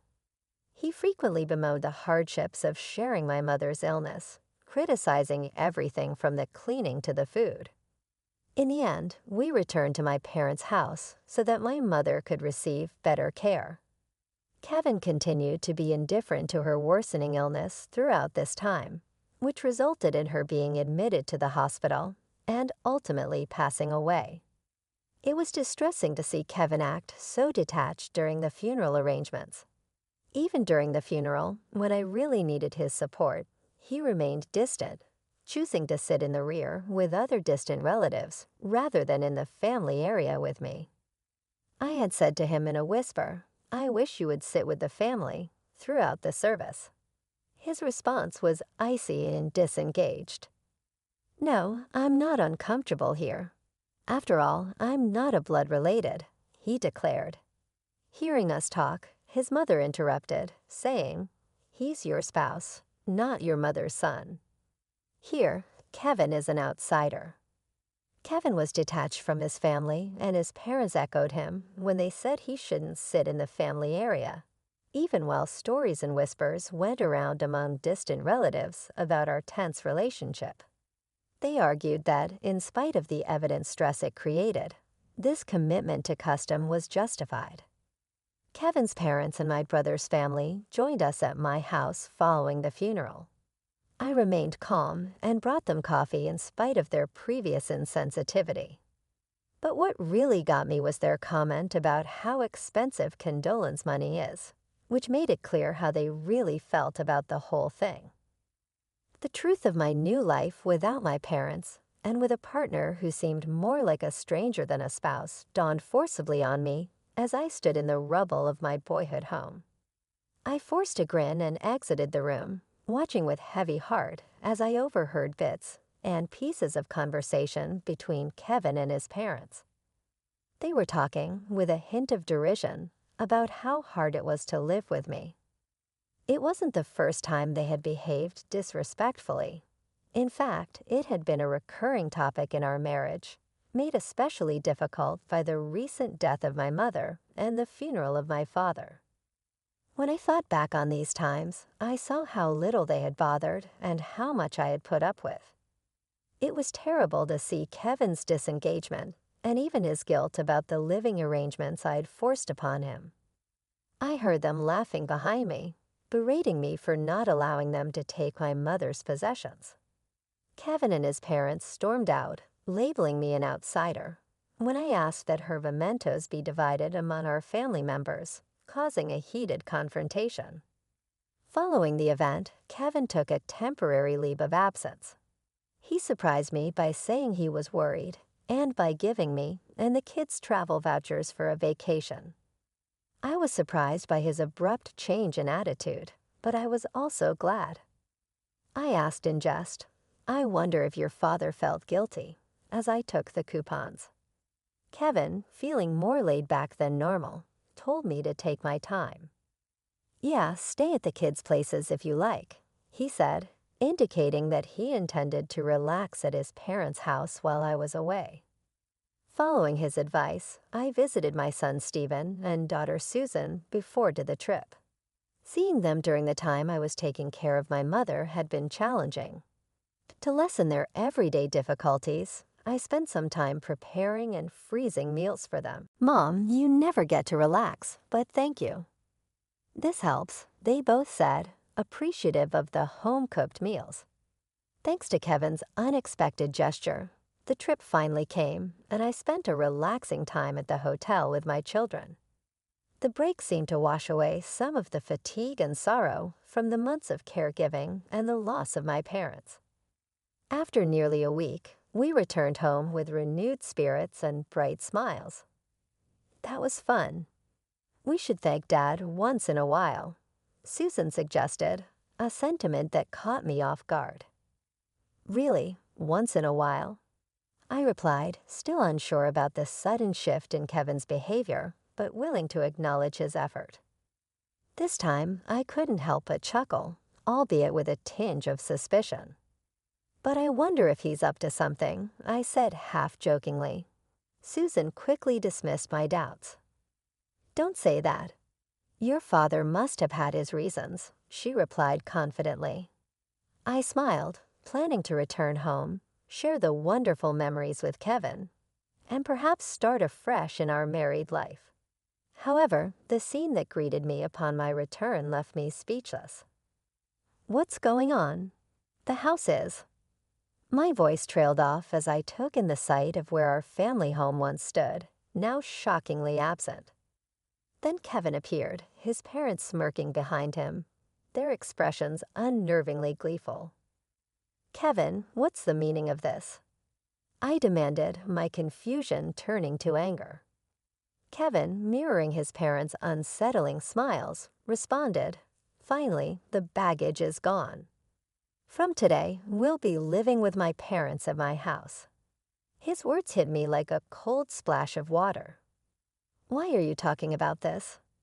I countered, struggling to maintain my composure against Kevin's arrogant declaration. He coldly continued, "Lost your mind? Your family home has been demolished. Come to our house with the inheritance already. Everything you inherited belongs to me." The truth was stark and painful. The disappearance of my house was Kevin's doing, all for inheritance. Despite the overwhelming mix of frustration and sadness, I refused to let Kevin manipulate the situation. "No way," I thought to myself and burst into laughter at their smug faces. "What? Why are you laughing? What a strange woman. Has she gone mad?" My mother-in-law muttered, looking at me as if I were a ghost. Facing them squarely, I declared, "Don't you guys know? I didn't inherit a single penny, so there's no inheritance." My laughter resumed, mocking their greedy assumptions. Kevin, confused and angry, demanded, "What do you mean? Explain yourself." But I chose silence. There was no need to enlighten them further. I'm not going to live with strangers. If you want to live together, do it alone, I said firmly, rejecting his proposal outright. My mother-in-law's anger flared. "You helped with your parents' household, but you won't do ours," she accused. "You know why I did that, right? I agreed to live together, didn't I? But you chose to do so because you didn't want to do housework," I retorted, leaving Kevin and his mother biting their lips in frustration. "And demolishing my family home on your own. There are things you can and can't do." I yelled at them, the betrayal cutting deep. Without another word, I left the scene, Kevin's voice trailing after me. "Where are you going?" But I didn't look back. I needed to secure a place to sleep for the night, and couldn't bear to see Kevin's face any longer. Immediately, I consulted a lawyer. It couldn't be that easy to demolish a house, especially one still in my mother's name. Upon investigation, an unbelievable truth came to light. Kevin and my father-in-law had orchestrated the demolition themselves, utilizing acquaintances from my father-in-law's demolition company and renting heavy machinery. They had even given me the travel vouchers to conveniently get me out of the way. The realization of such deceit brought tears to my eyes and filled me with a profound sense of betrayal. Is there any way to punish the three of them? I asked the lawyer through tears, desperate for justice. The lawyer gave me a reassuring smile as he laid out the legal options. Your husband, who demolished the house registered under your mother's name without permission, can be charged with criminal damage and sued for compensation, he explained. Encouraged, I nodded, and he promptly began the legal proceedings. A few days later, an irate call from Kevin interrupted my thoughts. "What's this letter of demand about?" he demanded. "Oh, you received it. Since you destroyed our important house, you'll have to compensate," I replied calmly, despite my rising anger. "Compensate? I told you we were moving into the family home. I demolished an unused house for you. You should be grateful, not demanding compensation. Just bring your inheritance and come back home," Kevin insisted arrogantly. Grateful for having our home demolished. Really? I scoffed over the phone. And about the inheritance. And coming home. There's none to bring since I didn't inherit anything. I shouted back, my frustration evident. Kevin fell silent, caught off guard by my outburst. The reason I laughed when the house was demolished was because of this. I had a whole year to spend with my mother. It was obvious we would have discussed the inheritance. I told her I don't need anything. Give it all to my brother. Thus, all cash and securities were inherited by my brother. He said that I should get the house since he lived far away and couldn't manage it. If I wasn't going to live there, it could be rented out to someone else. That was the plan for me to inherit the house.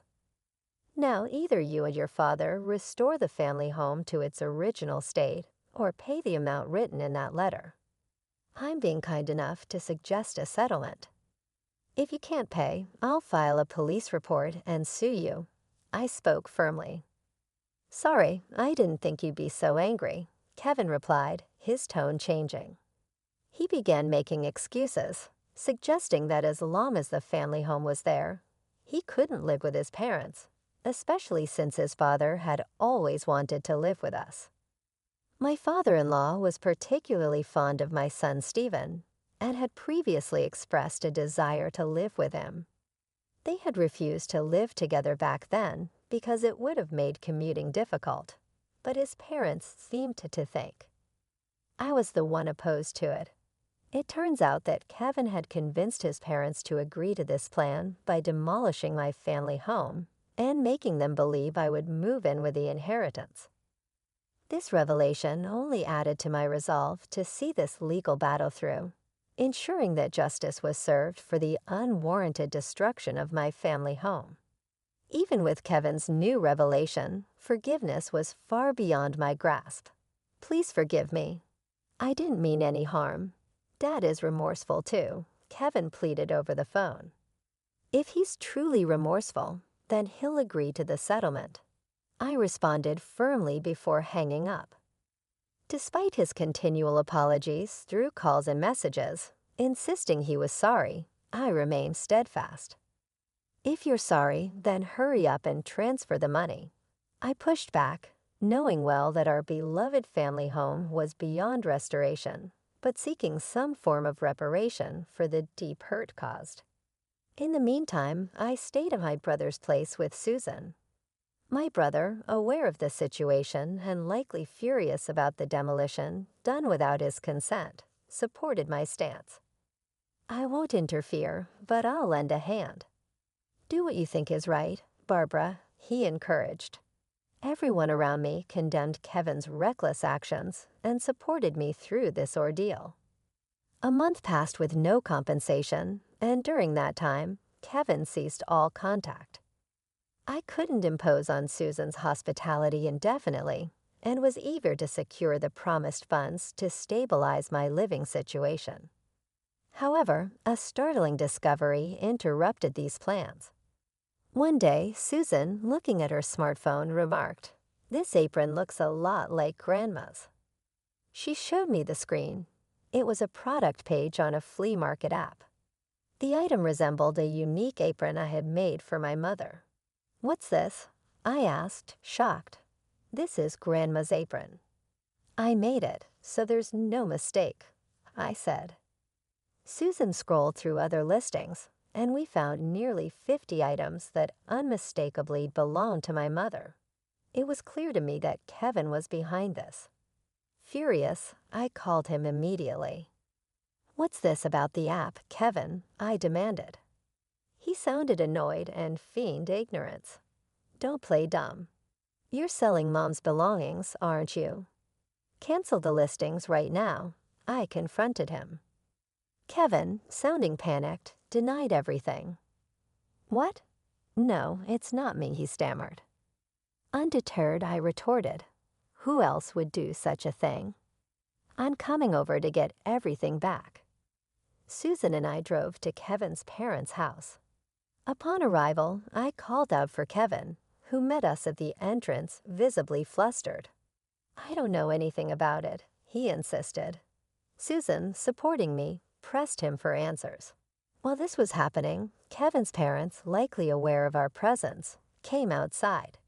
His mother, seeing Susan, greeted her with a smile, seemingly oblivious to the tension. "Susan, you're here," she said cheerfully. Susan, clearly upset, urged her grandmother to tell Dad to tell the truth. "The truth? It seems like Dad is selling the stuff Grandma passed away with," Susan disclosed. Hearing this, my mother-in-law laughed, dismissing the accusation.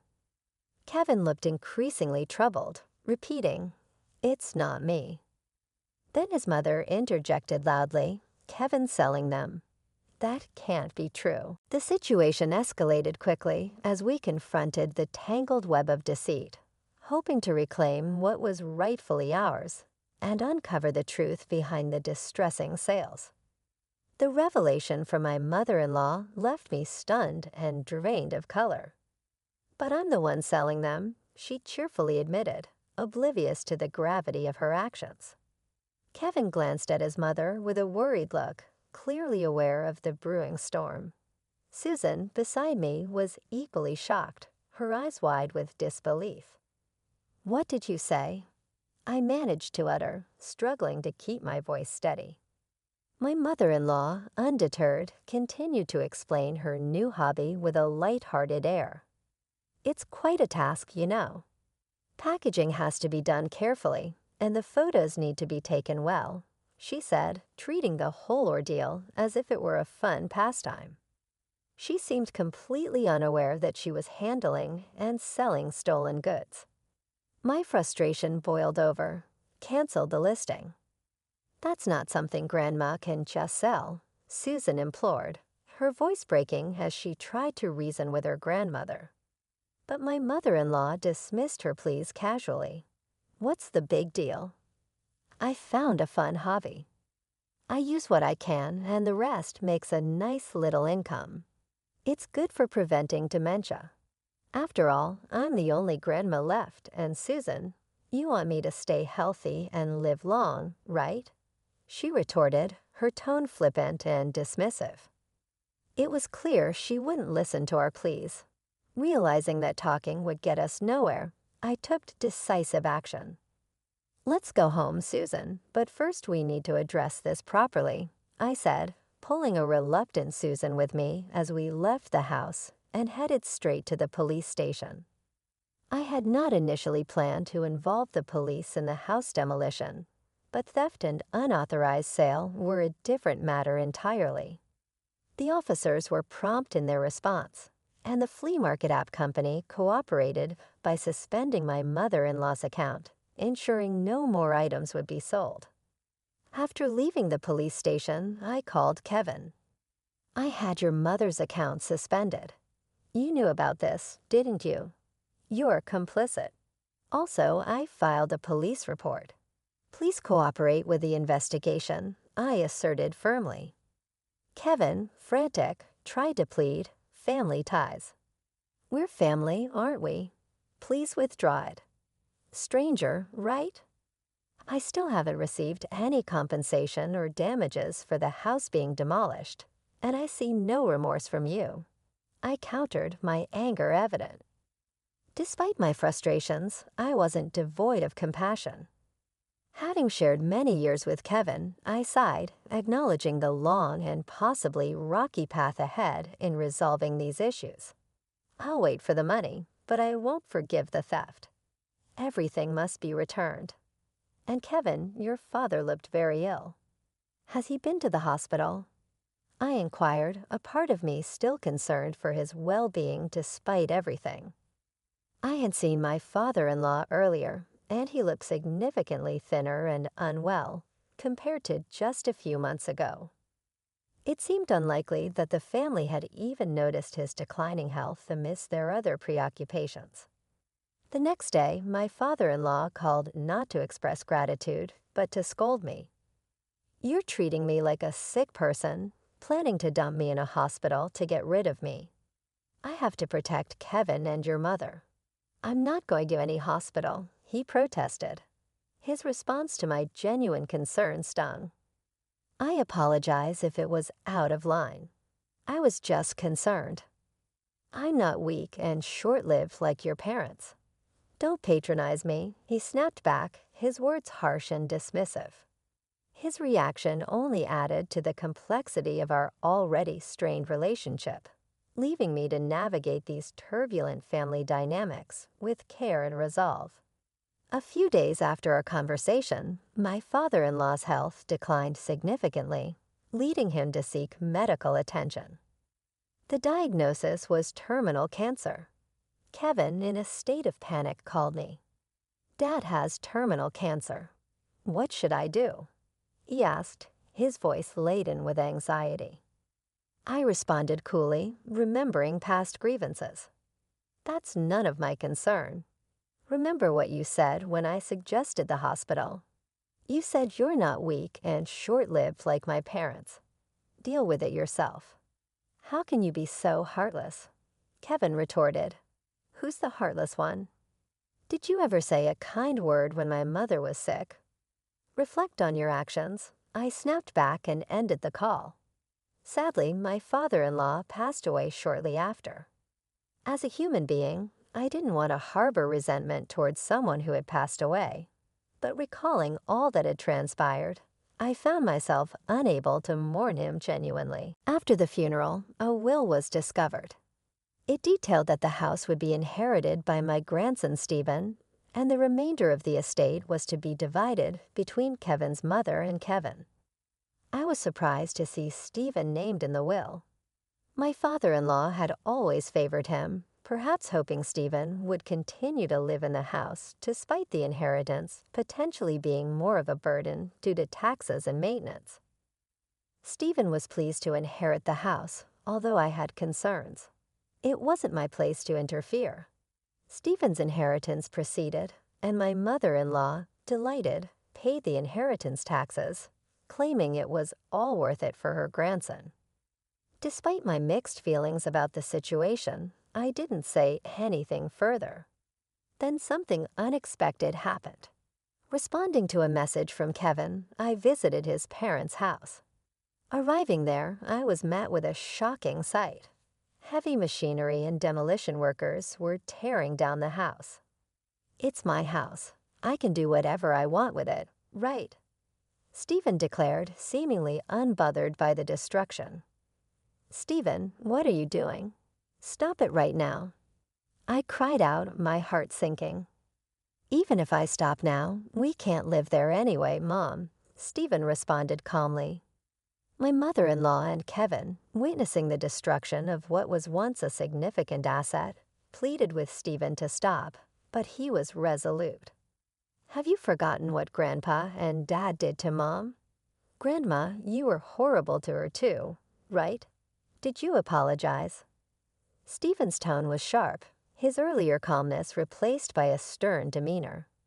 His words cut deep, and both Kevin and his mother were visibly shaken, kneeling as the machines loudly continued their work.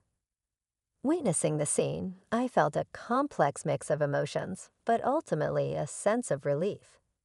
It seemed that Stephen, in his way, was settling scores and correcting past wrongs against our family. Later, Kevin, having finally received his inheritance, paid the compensation and damages owed to me. Stephen had also managed to recover the stolen items my mother-in-law took from my mother, ensuring their safe return. "Mom, you've got me and Susan," Stephen reassured. Overwhelmed by the support of my children, I finally allowed myself to shed tears of relief. Kevin and his mother, having lost their house and now, with limited resources, moved back into company housing, and their fortunes dramatically reversed. Our greatest asset persisted throughout, and that was the link between Stephen and Susan, which provided love and support to each other, even in the face of hardship. Kevin's mother and him were now the talk of the town. I was contacted by the wife of one of Kevin's coworkers, with whom I am close, following their move back into company housing. Sincerely, I told her the whole backstory.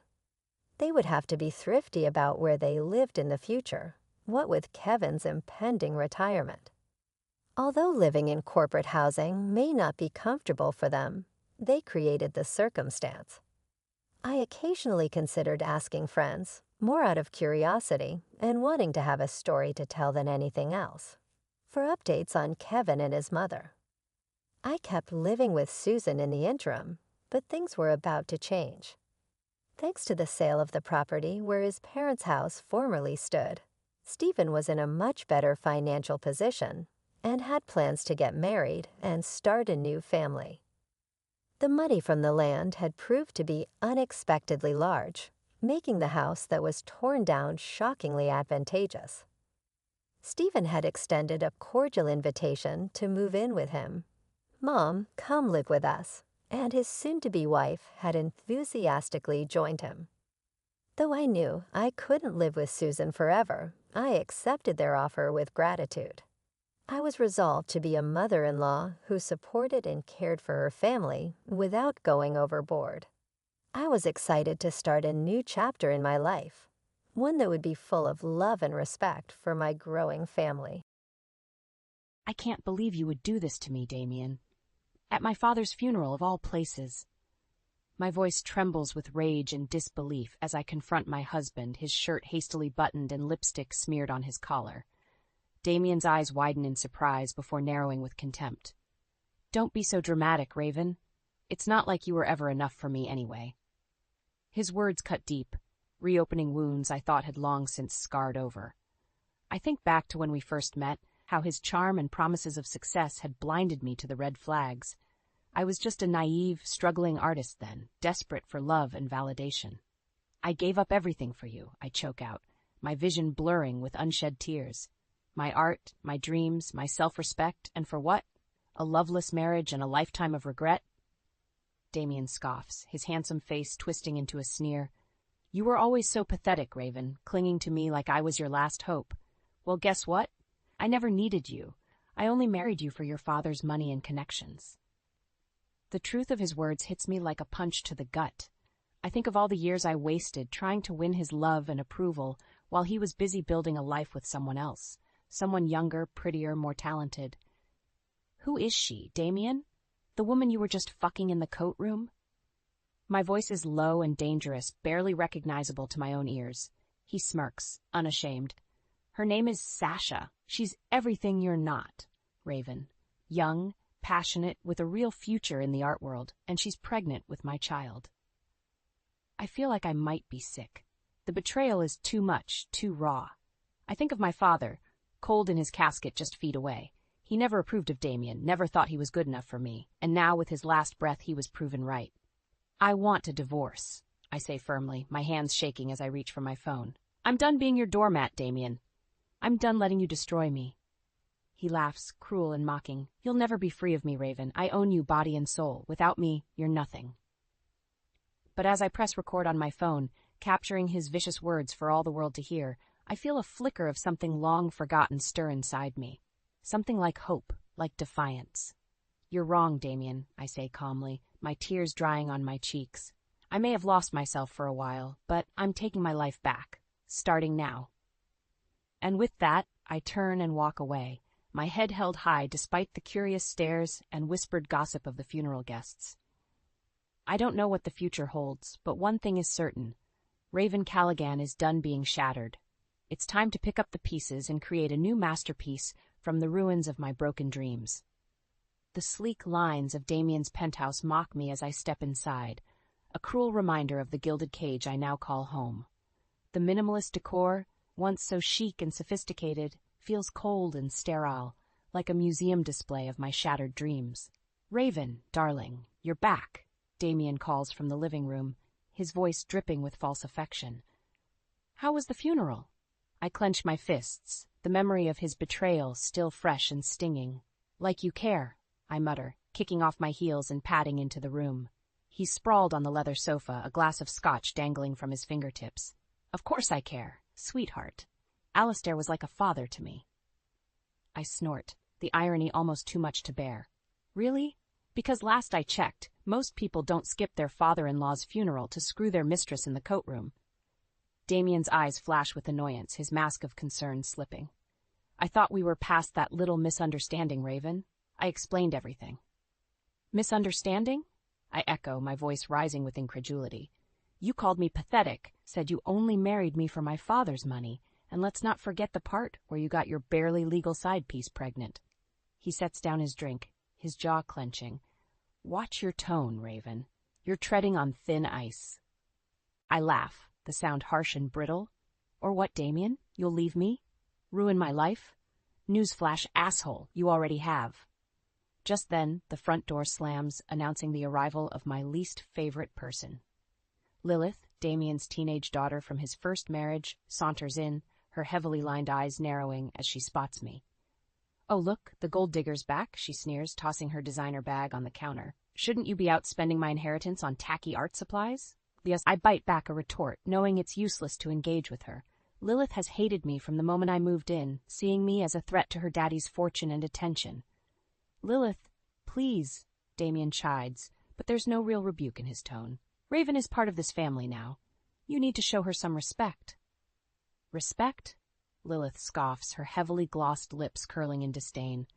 For what? Her amazing ability to spread her legs and trap men into marriage? The words hit me like a slap, the air rushing from my lungs. I turned to Damien, expecting him to defend me, to put his daughter in her place. But he just shrugs, reaching for his drink again. She's not wrong, Raven. You didn't exactly bring much to the table when we met. No money, no connections, just a pretty face and a decent pair of tits. I feel like I might be sick, the room spinning around me. Is this really what he thinks of me? Is this all I am to him, to everyone in this godforsaken family? I'm an artist, I whisper, my voice cracking. I have talent, I have dreams. Lilith rolls her eyes, her laughter cruel and mocking. Dreams? Wake up, Raven. You're nothing but a washed-up wannabe who got lucky, and now that Daddy's gone, your luck's about to run out. She flounces out of the room, her parting words hanging in the air like a noose. I turn to Damien, desperate for some shred of comfort, of reassurance, but he just shakes his head, his expression a mix of pity and contempt. She's right, you know. Without Alistair's money, we're screwed. The gallery's in the red, and your little art projects aren't exactly paying the bills. I feel like I'm suffocating, the walls of this beautiful, terrible apartment closing in on me. Is this really my life now? A loveless marriage, a resentful stepdaughter, a husband who sees me as nothing more than a meal ticket? I think back to the girl I used to be, the one who believed in love and art and the power of her own voice. She seems so far away now, a distant memory of a life I can never reclaim. But as I stand there, something inside me hardens, a small, fierce spark of defiance flickering to life. I may be trapped, I may be broken, but I'm not dead yet. And one way or another, I'm going to make them pay for what they've done to me. 5 years. That's how long it's been since I stood in front of the mirror, a shadow of the woman I used to be. My once vibrant eyes are dull, my skin pale and drawn. The paintbrushes that were once an extension of my soul now lie forgotten, gathering dust in the corner of my studio. I hear the front door slam, followed by the click of high heels on the marble floor. Lilith, now 21 and every bit as vicious as her father, enters the room, her lip curled in a sneer. "Still moping around, I see," she taunts, her gaze sweeping over my paint-splattered sweatpants and messy bun. "Don't you have anything better to do than wallow in self-pity?" I don't bother to respond, knowing it will only fuel her cruelty. Lilith has made it her mission to torment me at every turn, blaming me for the family's financial struggles and her own miserable existence. "You know, if you weren't such a useless leech, maybe Daddy wouldn't have to work so hard to keep us afloat," she continues, examining her perfectly manicured nails. "But I guess that's what happens when you marry a talentless gold digger." I feel a flicker of anger, but it's quickly extinguished by the weight of my own despair. She's right, after all. What have I contributed to this family, to this life? Nothing but broken dreams and empty promises. The sound of the door opening again jolts me from my thoughts. Damien enters, his suit impeccable and his expression unreadable. He barely spares me a glance as he pours himself a drink, the amber liquid sloshing against the sides of the glass.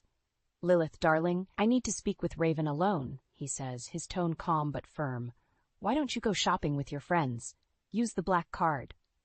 Lilith's eyes light up, her earlier venom forgotten in the face of her father's generosity. She snatches the credit card from his outstretched hand and flounces out of the room, leaving me alone with the man I once thought I loved. "Your father called," Damien says, taking a sip of his scotch. "He wants to see you." I blink, surprised by the mention of Alistair. We haven't spoken in months, not since our last explosive argument about my life choices. "What does he want?" I ask, my voice hoarse from disuse. Damien shrugs, his gaze still fixed on the view outside the window. "He didn't say, but he sounded different, like he was in pain." A flicker of hope ignites in my chest, a tiny ember in the ashes of my dreams. Could this be it? The chance I've been waiting for? The opportunity to escape this gilded hell and start anew? "I'll go see him," I say, my resolve strengthening with each word. Maybe he's finally ready to listen, to understand. Damien scoffs, draining the last of his drink. "Don't get your hopes up, Raven. Alistair Blackwood is a stubborn old bastard. He'll never change." But as I walk out of the penthouse, my head held high for the first time in years, I feel a sense of purpose, of determination. I may have lost myself along the way, but I'm not going to let them win. I'll see my father, hear what he has to say. And then, one way or another, I'll find a way to break free from this nightmare and reclaim the life I once had, even if it means burning everything to the ground and starting from scratch. The church is silent, save for the muffled sobs of the mourners and the soft rustling of tissues. I sit in the front pew, my eyes fixed on the polished wooden casket that holds my father's lifeless body.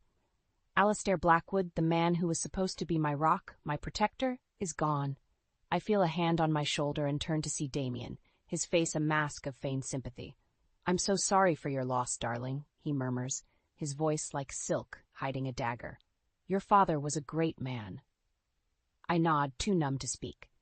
I think back to our last conversation, just days before his sudden death. He had hinted at a change in his will, a final act of love and redemption.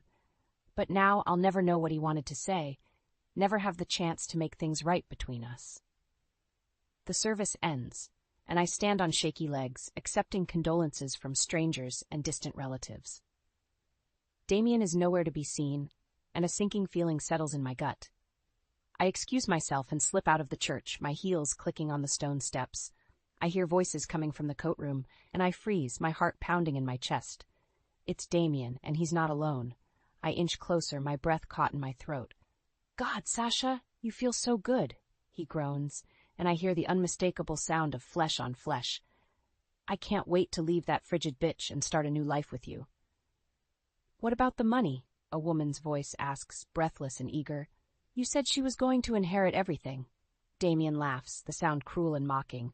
"Don't worry about that, baby. I have a plan. Once the will is read, I'll contest it, say that Raven manipulated the old man into cutting me out. She's got no proof, no witnesses. It'll be her word against mine. I feel like I might be sick, my stomach churning with rage and disgust. How could I have been so blind, so stupid? I trusted him, loved him, and all along he was plotting to use me and toss me aside. And what about the kid? Sasha asks, her voice tinged with worry. You sure it's yours? Of course it's mine, Damien scoffs. You think I'd let some other man touch what's mine? No, this is our ticket to the good life, Sasha, a new start, with Raven's money in my brains. We'll be unstoppable.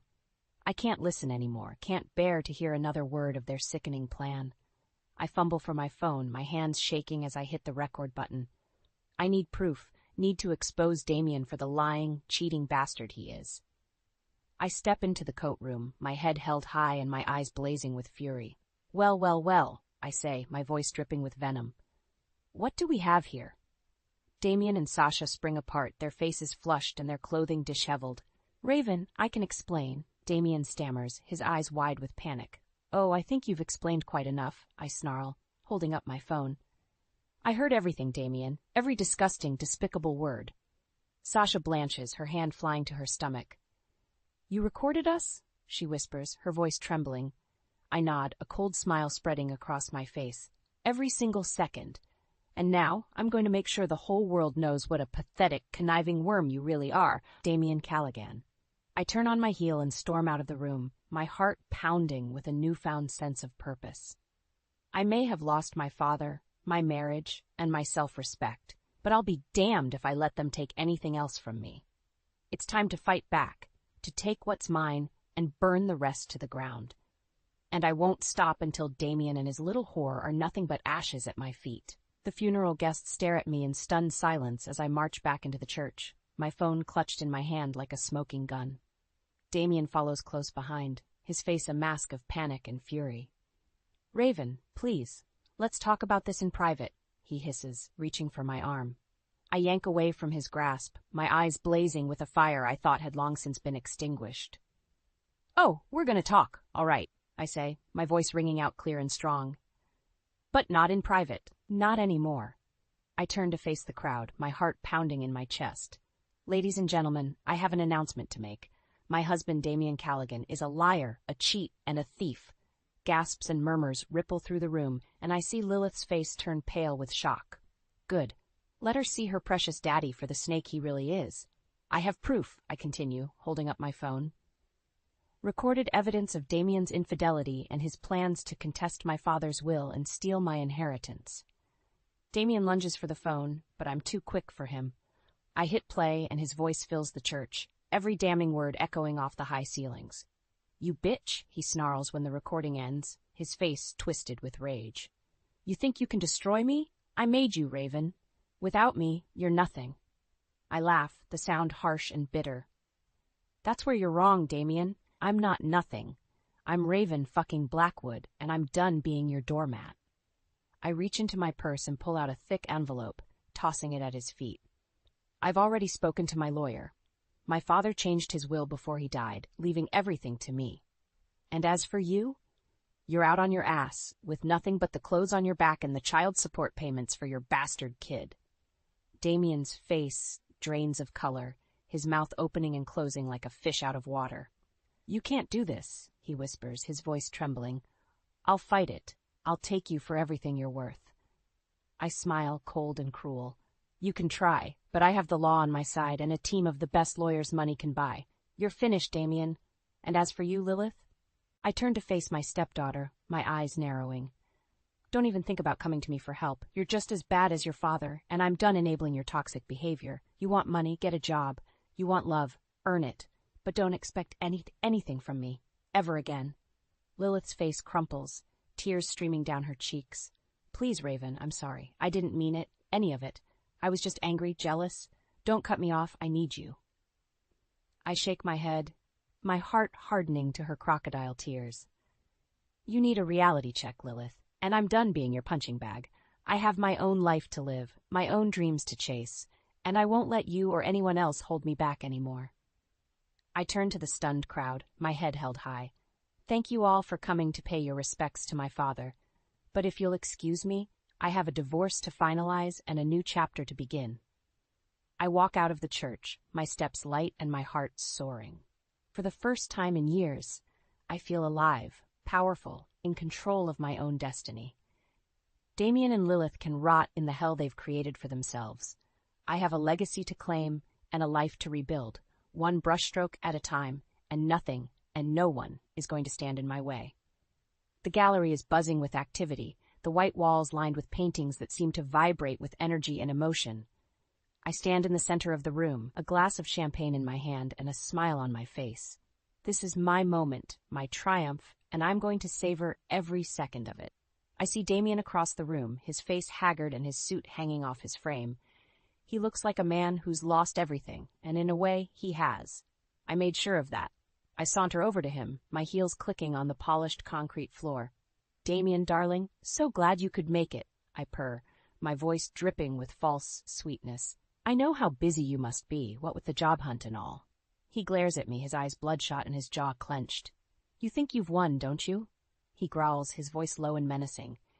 "You think you can just destroy my life and walk away unscathed?" I laugh, the sound bright and carefree. "Oh, Damien, I don't think I've won. I know I have, and as for walking away unscathed, I'm not the one who's been blacklisted from every gallery in the city, am I?" His face twists with rage, and for a moment I think he might actually hit me. But then a voice cuts through the tension, smooth and confident. "Raven, darling, there you are. I've been looking all over for you." I turn to see Marcus, my new business partner and the owner of the most prestigious gallery in town. He's tall and handsome, with salt and pepper hair and a smile that could charm the pants off a nun. "Marcus, so sorry to keep you waiting," I say, taking his arm and shooting Damien a triumphant look. I was just catching up with an old friend. Damien's eyes narrow, his fists clenching at his sides. "Friend? Is that what you call the man who ruined your life?" Marcus raises an eyebrow, his gaze flicking between us. "Ruined her life?" From where I'm standing, it looks like Raven's doing just fine. Better than fine, actually. Her show is a sensation, and the critics are calling her the next big thing in the art world. I smile, leaning into Marcus's side. What can I say? I had a lot of inspiration to draw from. Pain, betrayal, the depths of human cruelty. It's all there on the canvas for everyone to see. Damien scoffs, his face twitched with disgust. "You're pathetic, Raven. Using our marriage, our private life, as fodder for your little art projects. Don't you have any shame?" I step forward, my eyes blazing with fury. "Shame? You want to talk about shame, Damien? How about the shame of being married to a man who cheated on me, lied to me, and tried to steal my inheritance? The shame of watching my stepdaughter spiral into addiction and despair because of your toxic influence? No, Damien, I have no shame. Not anymore. But you should be drowning in it." He opens his mouth to retort, but I cut him off with a wave of my hand. "Save it. I'm done listening to your lies and excuses. I have a show to run and a life to live, and you have a one-way ticket to rock bottom. Enjoy the ride." I turn on my heel and walk away, Marcus at my side. I can feel Damien's eyes boring into my back, but I don't look back. I'm done looking back, done letting my past define me. I'm Raven Blackwood, artist, survivor, and queen of my own fucking destiny. And nothing, and no one, is going to stand in my way.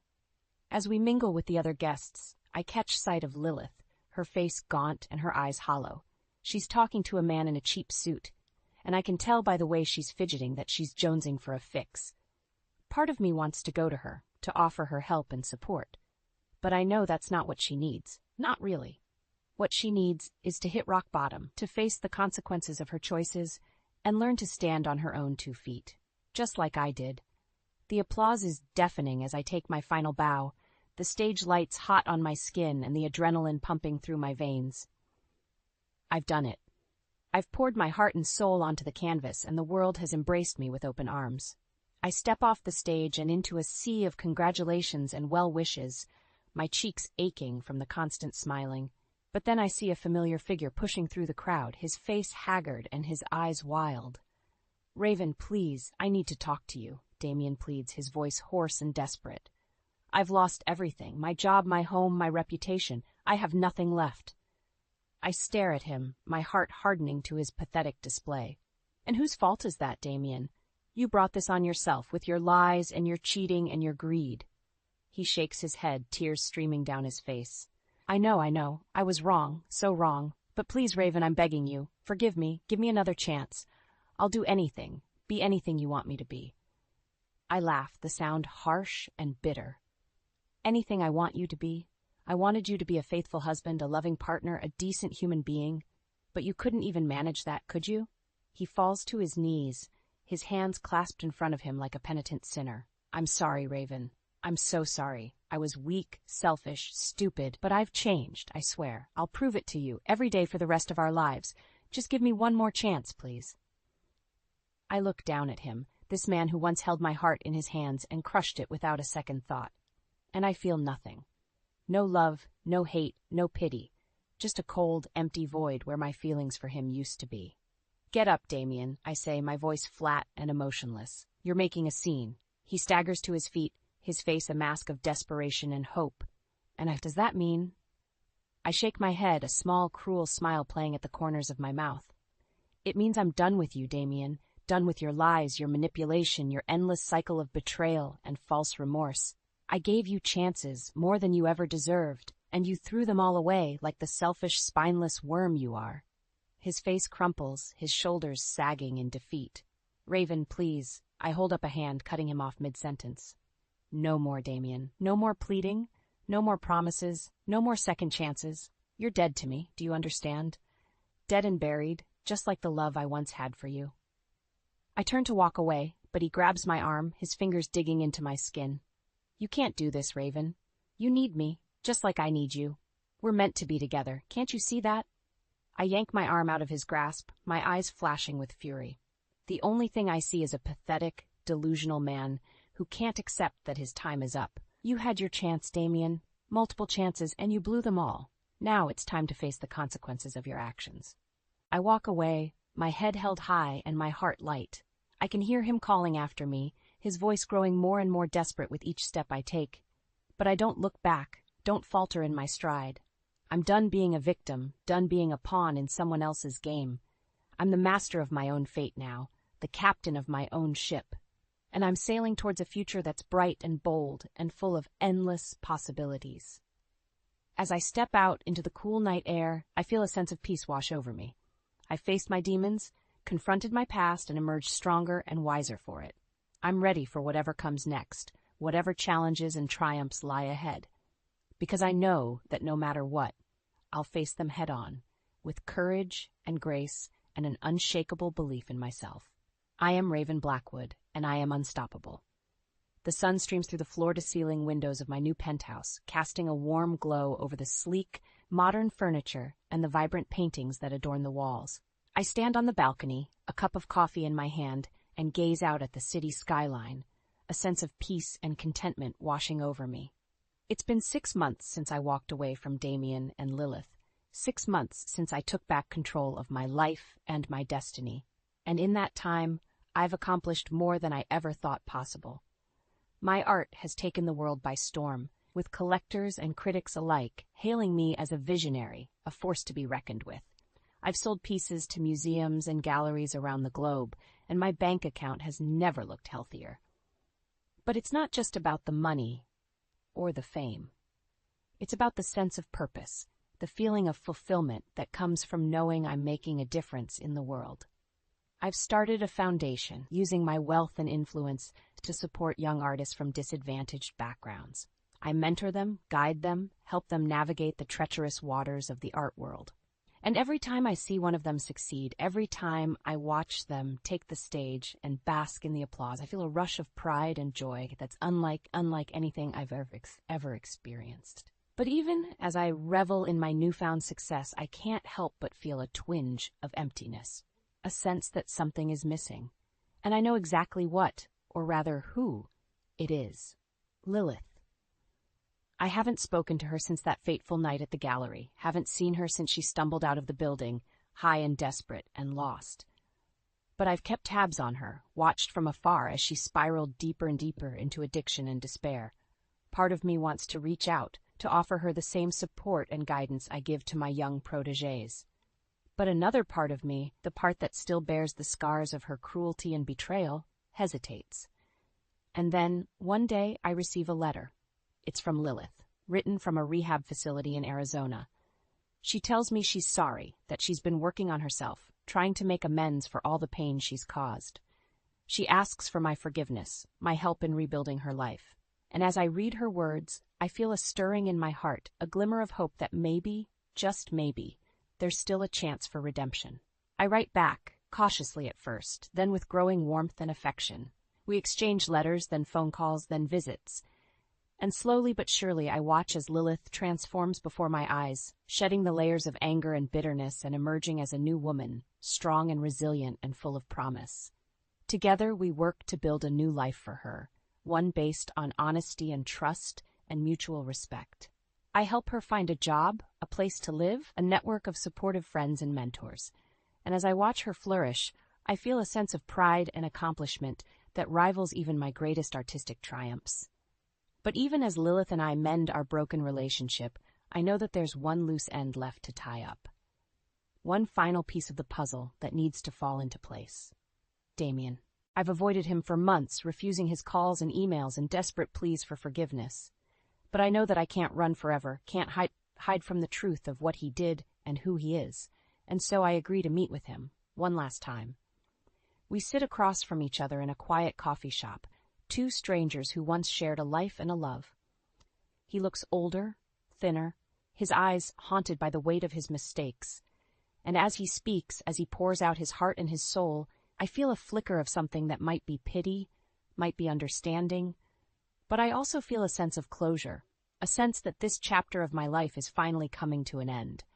And as I walk away from him, as I step out into the bright, bustling streets of the city, I know that I'm ready for whatever comes next. Because I am Raven Blackwood, artist, survivor, and master of my own destiny, and nothing and no one can ever take that away from me.